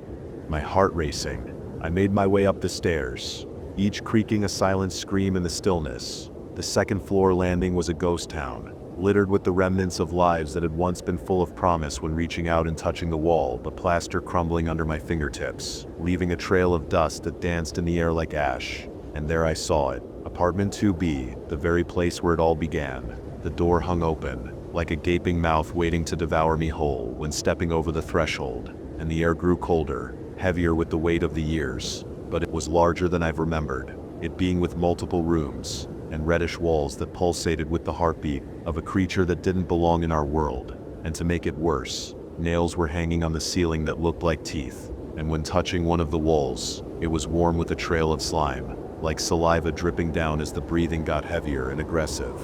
The bedroom door was ajar, just as I had left it all those years ago. The darkness within seemed to beckon me with a sinister grin when stepping closer. The whispers grew louder, a cacophony of voices that seemed to whisper my name. The laughter, that deep, soul-wrenching cackle, filled the air, sending chills down my spine. The same laughter that had haunted my dreams, the same laughter that had driven me from my bed in the dead of night, and the closet door, a rectangle of shadow, taunted me. It was like staring into the mouth of hell itself, and knowing that you're about to be swallowed whole, with trembling hands, and after reaching for the door handle.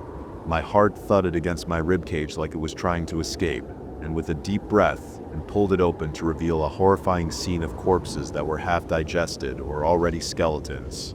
The air was the most putrid smell imaginable, but numerous of them down a hallway resembling a stomach with a bubbling liquid reeking of acid and flesh and bones. But there was something else in there, something alive, something that looked at me with eyes filled with pain and malice. And after looking into the abyss, it looked back at me with a grin that sent a shiver down my spine as it dived into the substance, shrieking in pain and pleasure. While standing there, frozen with fear, the whispers grew louder, more insistent, and the laughter grew more intense, until it was all I could hear, my sanity teetering on the edge of the abyss, upon realizing that the fire was not the end, was just the beginning, and that the real horror had been lying in wait, hidden from the world, biding its time, and now it had me right where it wanted me. And after turning and bolted, the hallway stretched on forever, the stairs seemingly a mile away. The whispers turned into screams, the laughter into a cacophony of rage, and I could feel it, the thing that had been waiting, the thing that had been watching, the thing that had been born in the fire. It was coming for me, and it was closer than ever, my chest tight, my legs burning, causing me to stumble down the stairs. The doors of the other apartments slammed shut, as if in a silent bid to keep the horror within. bursting through the front door, and didn't stop running until my lungs felt like they were on fire, and my legs could no longer carry me, and realized this was a dead end.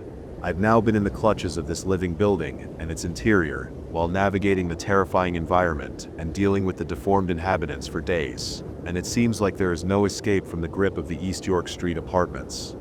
While standing there frozen with fear, the whispers grew louder, more insistent, and the laughter grew more intense, until it was all I could hear, my sanity teetering on the edge of the abyss, upon realizing that the fire was not the end, was just the beginning, and that the real horror had been lying in wait, hidden from the world, biding its time, and now it had me right where it wanted me, and after turning and bolted, the hallway stretched on forever, the stairs seemingly a mile away, the whispers turned into screams, the laughter into a cacophony of rage, and I could feel it, the thing that had been waiting, the thing that had been watching. The thing that had been born in the fire was coming for me, and it was closer than ever, my chest tight, my legs burning, causing me to stumble down the stairs, and the doors of the other apartments slammed shut, as if in a silent bid to keep the horror within, bursting through the front door and didn't stop running until my lungs felt like they were on fire and my legs could no longer carry me, and realized this was a dead end. I've now been in the clutches of this living building and its interior while navigating the terrifying environment and dealing with the deformed inhabitants for days, and it seems like there is no escape from the grip of the East York Street apartments. Right as I'm writing this warning, please do not go finding this place because I've uncovered something that showed me to the bone that happened before these events, and it shouldn't have been this way. A secret that had been buried for years, a truth that was too dark, too terrifying to face, and now, and it is all one can think about, a truth that has turned this place into a prison for the damned, and me, back in the 1930s, and the details are very grim as usual as terrible.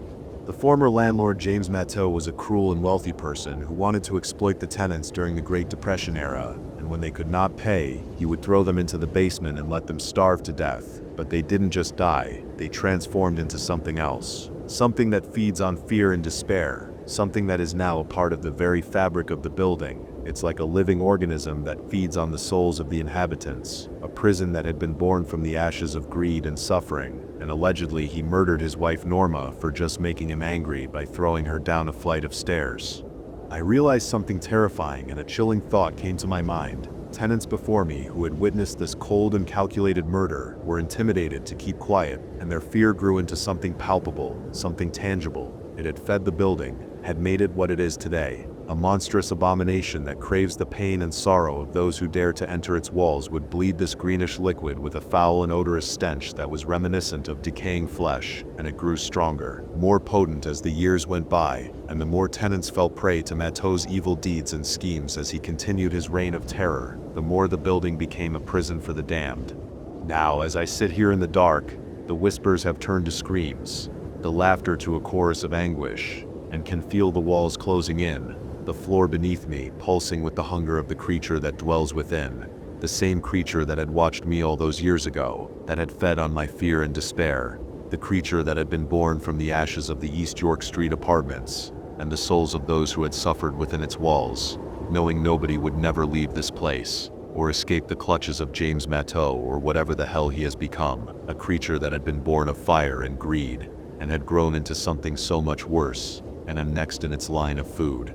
As I started to lose hope, suddenly there was this room with a light flickering and a typewriter, as if it had been waiting for me to tell this story, to warn others of the horrors that dwell here, but fearing it is too late for me, for the whispers have turned into a deafening roar, the floor is shaking beneath me, and the creature is coming. It's so close and can almost taste the fear in the air, the greenish liquid oozing under the door, and the only way to keep it at bay is to keep typing, to keep my mind focused, to not let the darkness consume me. This isn't just an abandoned apartment building, it is a predator of the highest and most terrifying order, and it will never let me go, never let anyone who enters escape. The East York Street apartments isn't just a place, it is a living nightmare, a tomb for the forgotten and the damned. If a person crosses through the threshold, they now one of them, trapped in this hellish labyrinth of despair.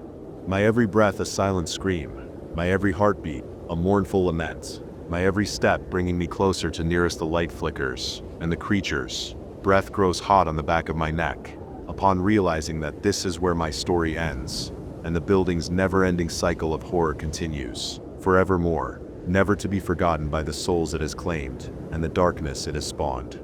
Then I read about tenants who disappeared between 1945 and 1965. Some of them were found to have left everything in their apartments behind, their keys still in the locks, their shoes outside their doors, but their bodies were never found.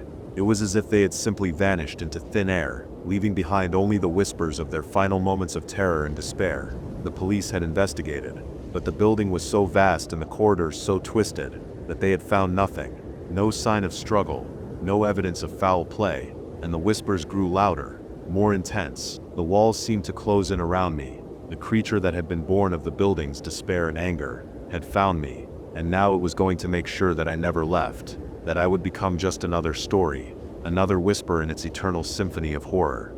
The basement was where the real nightmare began, a labyrinth of darkness and pain, a place where the other countless souls who had been trapped here had suffered, and now it was my turn to experience the same fate. The walls were lined with the decayed remains of those who had come before me, their eyes wide open in silent screams of agony, the air thick with the stench of decay. And somewhere in the distance, I could hear the echo of laughter, the same laughter that had haunted my dreams, and the same laughter that had driven me to the edge of madness. And now it was coming closer. The creature that had been born from the fires of hell was coming for me, and there was no escape.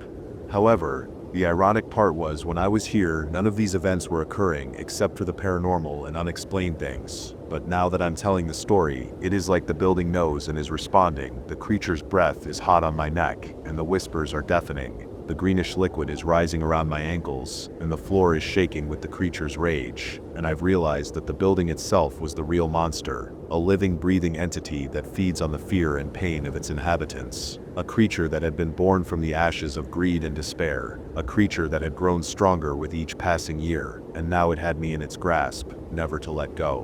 But my fight is not over yet, and it is about to begin when I'm planning to get to the bottom of the East York Street apartments and its most terrifying, repulsive, and disturbing history of unsolved murders, mysterious disappearances, strange sightings, deformed animals, unusual people, and other paranormal activity, as well as distortions in time.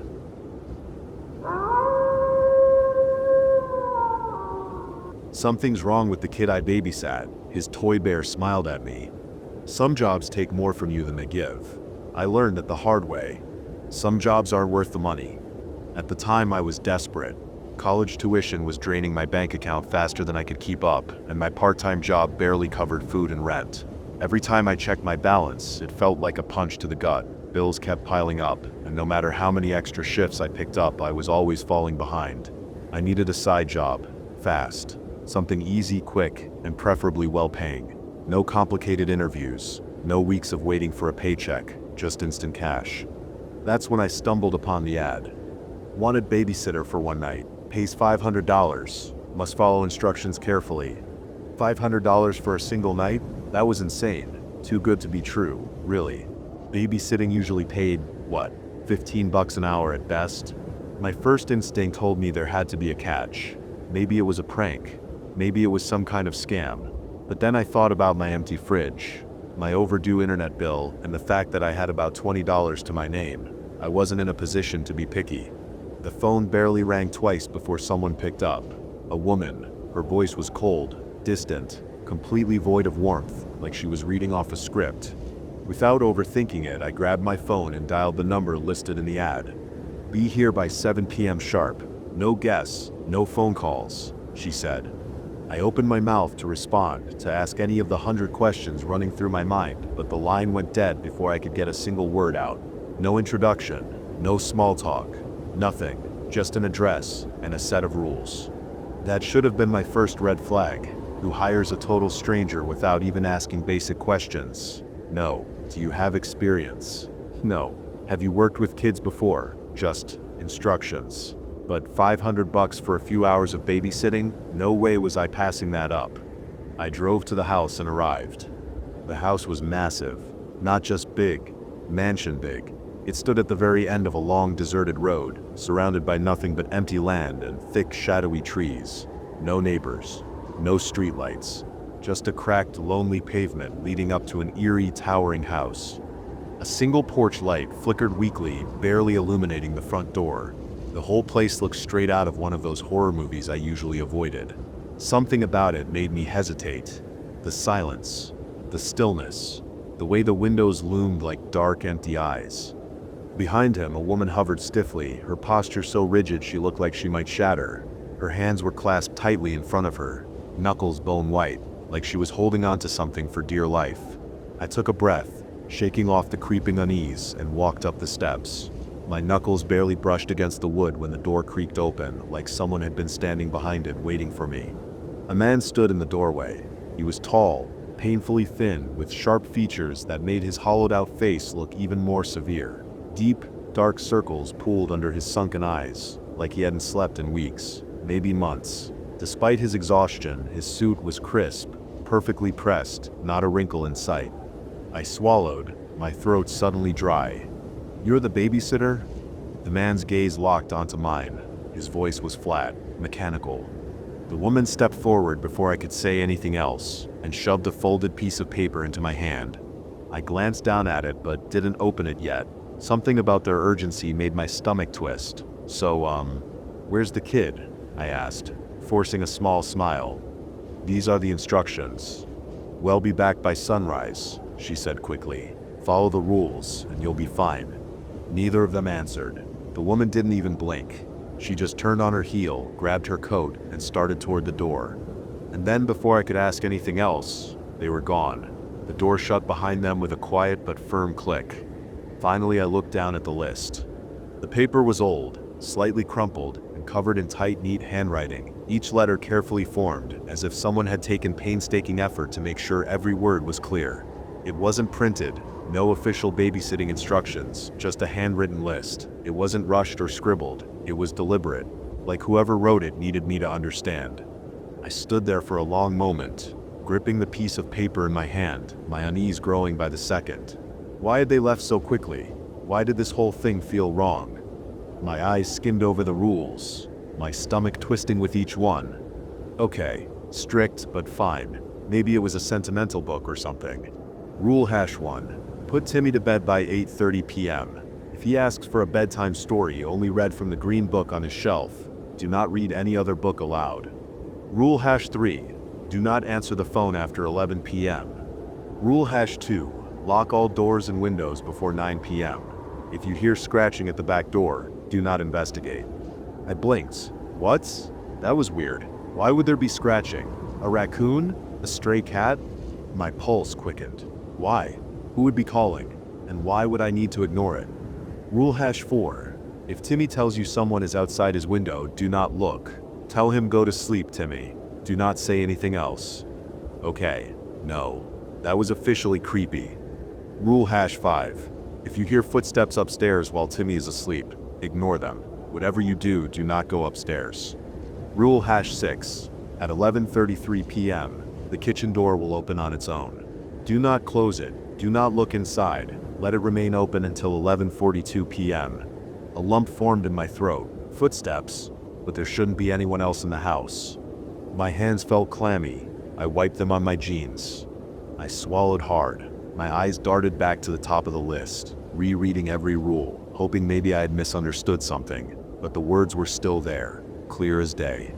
Rule #7. If you hear a child giggling from the second floor, ignore it. The boy you are babysitting is asleep. Rule #8. If you wake up on the couch and don't remember falling asleep, leave the house immediately. Do not look back. Then, I heard a voice. I let out a nervous laugh, a dry, humorless sound. This had to be a joke, right? A prank? Maybe the parents were just messing with me. Some weird rich people humor I didn't understand. I jumped, my heart slamming into my ribs, as I spun around. A little boy stood at the bottom of the staircase staring at me with wide, tired eyes. He couldn't have been older than 6. His blonde hair was messy, sticking up in different directions like he'd been tossing and turning in bed. He wore pajamas, soft blue ones covered in tiny stars. "Are you my new babysitter?" He nodded. "Did my mom give you the rules?" he asked. I forced a smile, trying to steady my breathing. "Yeah, you must be Timmy." Something about the way he asked sent a chill up my spine. His tone wasn't casual or curious. It was serious. I stared at him, unable to respond. His voice was quiet, but there was a weight behind it. Something heavy, something that made my skin crawl. His expression darkened. His small fingers tightened on the banister. You have to follow them. My stomach twisted. Yeah. I shook off the unease, forcing myself to focus. It was just a kid, just a weird set of rules. Nothing was going to happen. I led Timmy upstairs, my footsteps echoing in the quiet house. His room was small and tidy, with a little twin bed and a row of stuffed animals lined up against the wall. Everything was neatly arranged, like it hadn't been touched in a while. As I pulled the blanket over him, he whispered, "Don't forget to lock the doors and windows." I nodded quickly, not wanting to show my discomfort. "I won't. Get some sleep, okay?" He didn't answer. He studied my face for a moment, like he was trying to decide if he could trust me. Then finally just turned over, hugging a stuffed bear to his chest, and he closed his eyes. As soon as his breathing evened out, I left the room and made my way through the house, double-checking every door, every window. The locks clicked into place, one by one, until I was sure everything was secure. I had just finished locking the back door when I heard it. A faint scratching. I froze. The sound was soft but deliberate, a slow, dragging scrape like fingernails running over the wood. My breath caught in my throat. Rule #2. If you hear scratching at the back door, do not investigate. A cold chill ran down my spine as my eyes flicked toward the paper still clutched in my hand. My throat tightened. Every instinct screamed at me to look, to check, just to make sure it wasn't, I don't know, a tree branch or an animal. But something deep inside me knew better. I squeezed my eyes shut, my pulse hammering in my ears. Just walk away. Ignore it. It's nothing. Slowly, I forced my legs to move, stepping away from the door. The scratching continued behind me, steady and patient, as if whatever was out there knew I was listening. I spent the next hour glued to my phone, scrolling through social media mindlessly, trying to drown out the silence. But the quiet was suffocating. The whole house felt wrong.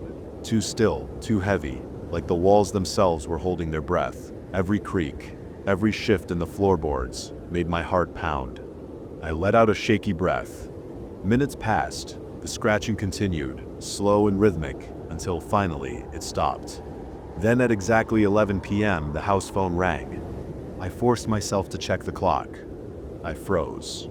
I turned my head slowly, my gaze landing on the old-fashioned phone sitting on the small table across the room. I jolted so hard my phone nearly slipped from my hands.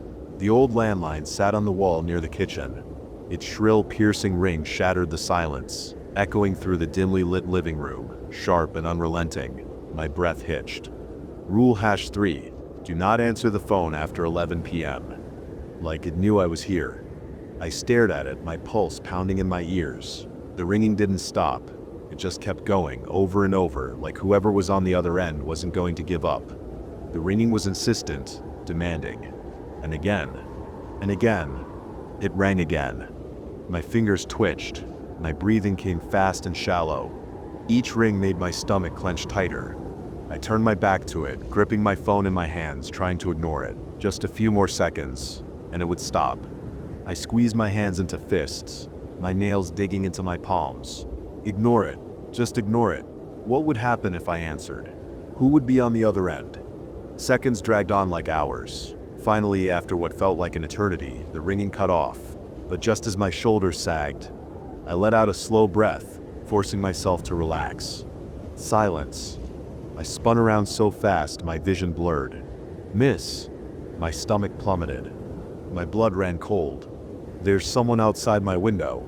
Timmy stood at the bottom of the staircase. His small hands gripped the railing tightly, his knuckles white, his eyes wide with fear. His face was pale, his lower lip trembling. When he spoke again, his voice was barely above a whisper. Rule #4 flashed in my mind. If Timmy tells you someone is outside his window, do not look. Tell him. Go to sleep, Timmy. Do not say anything else. I swallowed hard, forcing myself to keep my voice steady. It's okay, Timmy. Go to sleep. Timmy didn't move right away. His small fingers gripped the banister, knuckles turning pale. His lip quivered as he shifted on his feet. But he's staring at me. I forced a weak smile, even though my hands were shaking. Go to sleep, Timmy. A chill spread through my body, icy and slow. My instincts screamed at me to run upstairs, to check, to look, but I knew I couldn't. The rules were clear. But then, slowly, he nodded. Without another word, he turned and padded back toward his room. He climbed into bed, pulling the covers up to his chin. His wide eyes flicked toward the hallway, and for a second I thought he was going to argue. His little body trembled, a quiet fear radiating from him like static electricity. Then, Timmy asked suddenly, "Are you scared?" My breath caught. I turned my head slowly, my heart hammering in my ears. Timmy was still sitting upright in bed. He shouldn't have been. I had just tucked him in, just watched him lay down, but there he was, sitting silently, watching me. His pale face seemed even paler under the dim glow of his nightlight. He was small for his age, fragile looking, with dark circles under his eyes. Timmy didn't blink. I forced out a short, nervous chuckle. Of what? He didn't answer. I pressed my lips together and nodded. Okay. Instead, in a quiet, almost pleading voice, he whispered, "Don't close the kitchen door." A cold, twisting fear coiled in my stomach. I left his room and shut the door behind me, firm but gentle, careful not to make a sound. I could still feel his gaze burning into my back. I didn't check the window. I couldn't check the window. My legs carried me downstairs on autopilot, though every step felt heavier, harder to take. I tried to shake off the nerves, tried to convince myself this was all in my head. I was trying to calm the wild pounding in my chest, just make it through the night. The rules were just weird rules, right? The parents were strict, maybe paranoid. Maybe they had a reason for all of this. Maybe I was just overthinking. I settled onto the couch, wrapping a blanket around myself, my hands clenched tight in the fabric. I glanced at the clock, 11:32 p.m. And then, my stomach twisted. My fingers gripped the blanket tighter. My body went rigid. A long, low creak echoed through the house. 11:33 p.m. A deep, suffocating darkness seeped out from the doorway, too dark, stretching like ink bleeding into the air. The doorway itself looked wrong, somehow. Like it was pulling further away, stretching longer than it should have been. I didn't move. I didn't even breathe. The kitchen door swung open. I fumbled for my phone with shaking fingers. The screen glowed in the darkness. I squeezed my eyes shut. Don't look inside. Let it remain open until 11:42 p.m. 7 minutes left. Then, from the darkness, I heard breathing. That was all. 7 minutes. Just wait. Just sit still. Not mine. Something else. Not Timmy's. It was deep and slow, a wet, rasping inhale, followed by an even slower exhale. I pressed my back against the couch, my nails digging into my palms. My whole body was tense, every muscle locked in place. The breathing got louder, closer, so close I could almost feel it against my skin. A shudder crawled up my spine. Almost there, just one more minute. My phone screen flickered. 11:41 p.m. The breath hitched, like it was shifting, moving. The clock finally struck 11:42 p.m. The sound stopped. My chest heaved as I sucked in a shaky breath. My lungs burned like I'd been holding it in for too long. My fingers, still clenched into fists, slowly unfurled, the movement stiff and reluctant. When I glanced down, my palms were marked with deep crescent-shaped indentations where my nails had dug in too deep. A sharp sting ran through them, but I barely registered the pain. I opened my eyes and looked. The kitchen door was closed. I checked the time again. 11:43 p.m. It was over. For now. I stayed on the couch, refusing to move. My body was still coiled tight, my muscles aching from the tension. I tried to focus on my breathing, to slow my racing pulse, to convince myself that everything was fine. The house was silent, but not in a peaceful way. It wasn't the kind of quiet that brought relief. It was the kind that pressed down on you, thick and suffocating, like something unseen was still there, lurking just beyond sight, watching, waiting. But my heart barely had time to slow before I heard a child's giggle. The sound came from upstairs. My eyes darted to the baby monitor on the coffee table. The small screen showed Timmy's bed. He was there, asleep, not moving. I went completely still. It wasn't him. My throat tightened. The giggling got louder. I clenched my hands into fists, nails biting into my skin. Ignore it. Just ignore it. Rule #6. If you hear a child giggling from the second floor, ignore it. The boy you are babysitting is asleep. The giggling stopped. For a moment, the house was silent again. Then, from behind the couch, "You're no fun." A cold rush of terror flooded my veins. A whisper came. I didn't move. I didn't breathe. I stayed perfectly still, my body locked in place, waiting. The silence stretched on. I sat there, frozen, until the house felt normal again. My body sagging in relief. My heart was hammering so hard it hurt. See, nothing happened. I followed the rules, and nothing happened. I exhaled shakily, barely realizing I'd been holding my breath. My chest ached, my muscles weak from how tense I had been. I forced myself to check the clock, and then I heard soft footsteps, upstairs. Everything was fine. I went rigid. I was on the couch. Timmy was asleep in his room. I had checked. I had seen him. But I could hear them. Slow, deliberate, measured steps pressing against the wooden floor above me, moving with an eerie patience.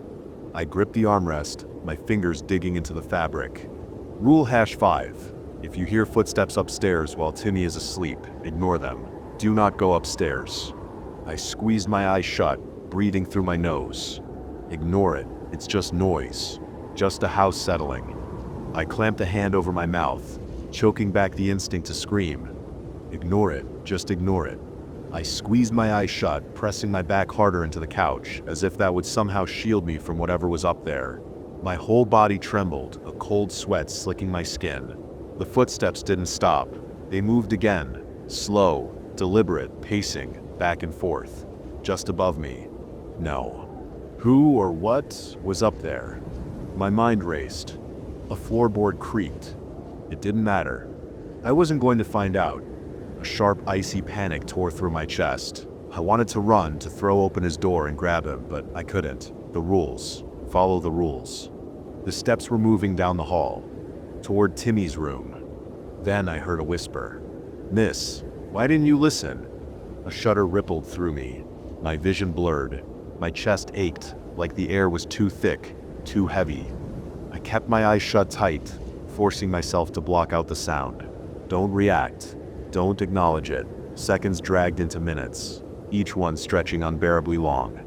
My fingers trembled as I rubbed my eyes. My breath came in short, ragged gasps. And then the footsteps stopped. Darkness swallowed me whole. Silence.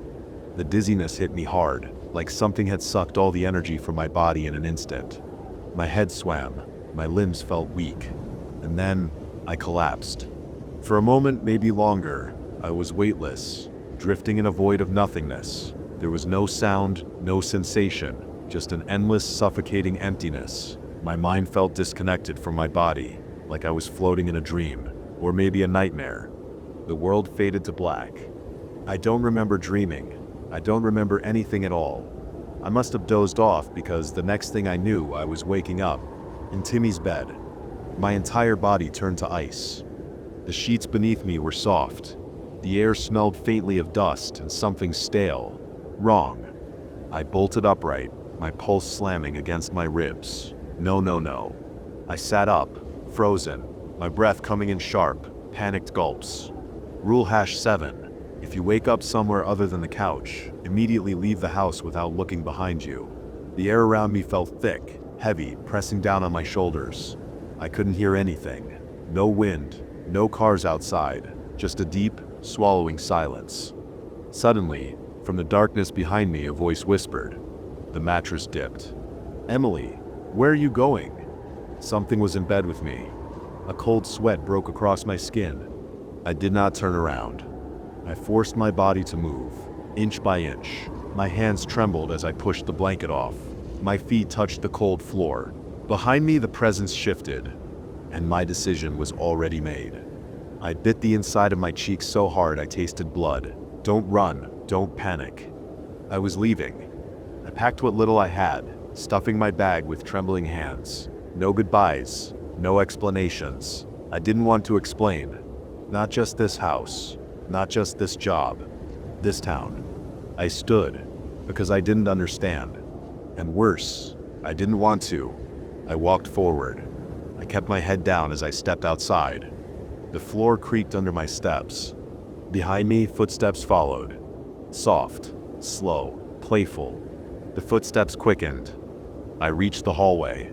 I hit the stairs, skipping steps, my legs burning as I pushed forward. A breath, cold and damp, brushed the back of my neck. I ran. I reached the front door, my fingers scrambling over the lock. My hands shook so badly I nearly dropped my keys. The footsteps behind me pounded faster, matching my speed. I yanked the door open. The cold night air hit me like a wave. I sprinted outside, my heart slamming against my ribs. I didn't stop. The house was dark. Not until I reached my car. Only then did I turn back, gasping for breath, my hands still shaking. Something stood in the doorway, watching. The front door, still wide open. Waiting. I didn't stay to find out what. The next morning, as I looked at my purse, I noticed Timmy's bear inside my bag. I had to return it, no matter what. I couldn't keep it. It rang once. My hand still trembled as I dialed the number from the babysitting ad. Twice. A man's voice, not the father's, not the mother's. Then someone picked up. "This is Officer Daniels." Then, in a careful, measured voice, the officer asked, "Who are you trying to reach?" I hesitated. I was trying to reach the family that lives at. I gave him the address, my voice unsteady. Silence. A cold, sinking dread settled in my stomach. I told him the couple's names. Another long pause. Then finally, the officer spoke. "That house has been abandoned for 20 years. His voice was quiet, cautious. "No," I whispered. "I was there. I babysat their son." My mouth went dry. The line was silent for so long that I thought we had been disconnected. I gripped my phone tighter. My heart pounded so hard it hurt. Then the officer exhaled, a slow, careful breath. "There was a little boy that lived there once." The officer's voice was barely above a whisper, but he died in 2003. The call cut off. I stared at my phone, my chest rising and falling too fast. Then, I felt it.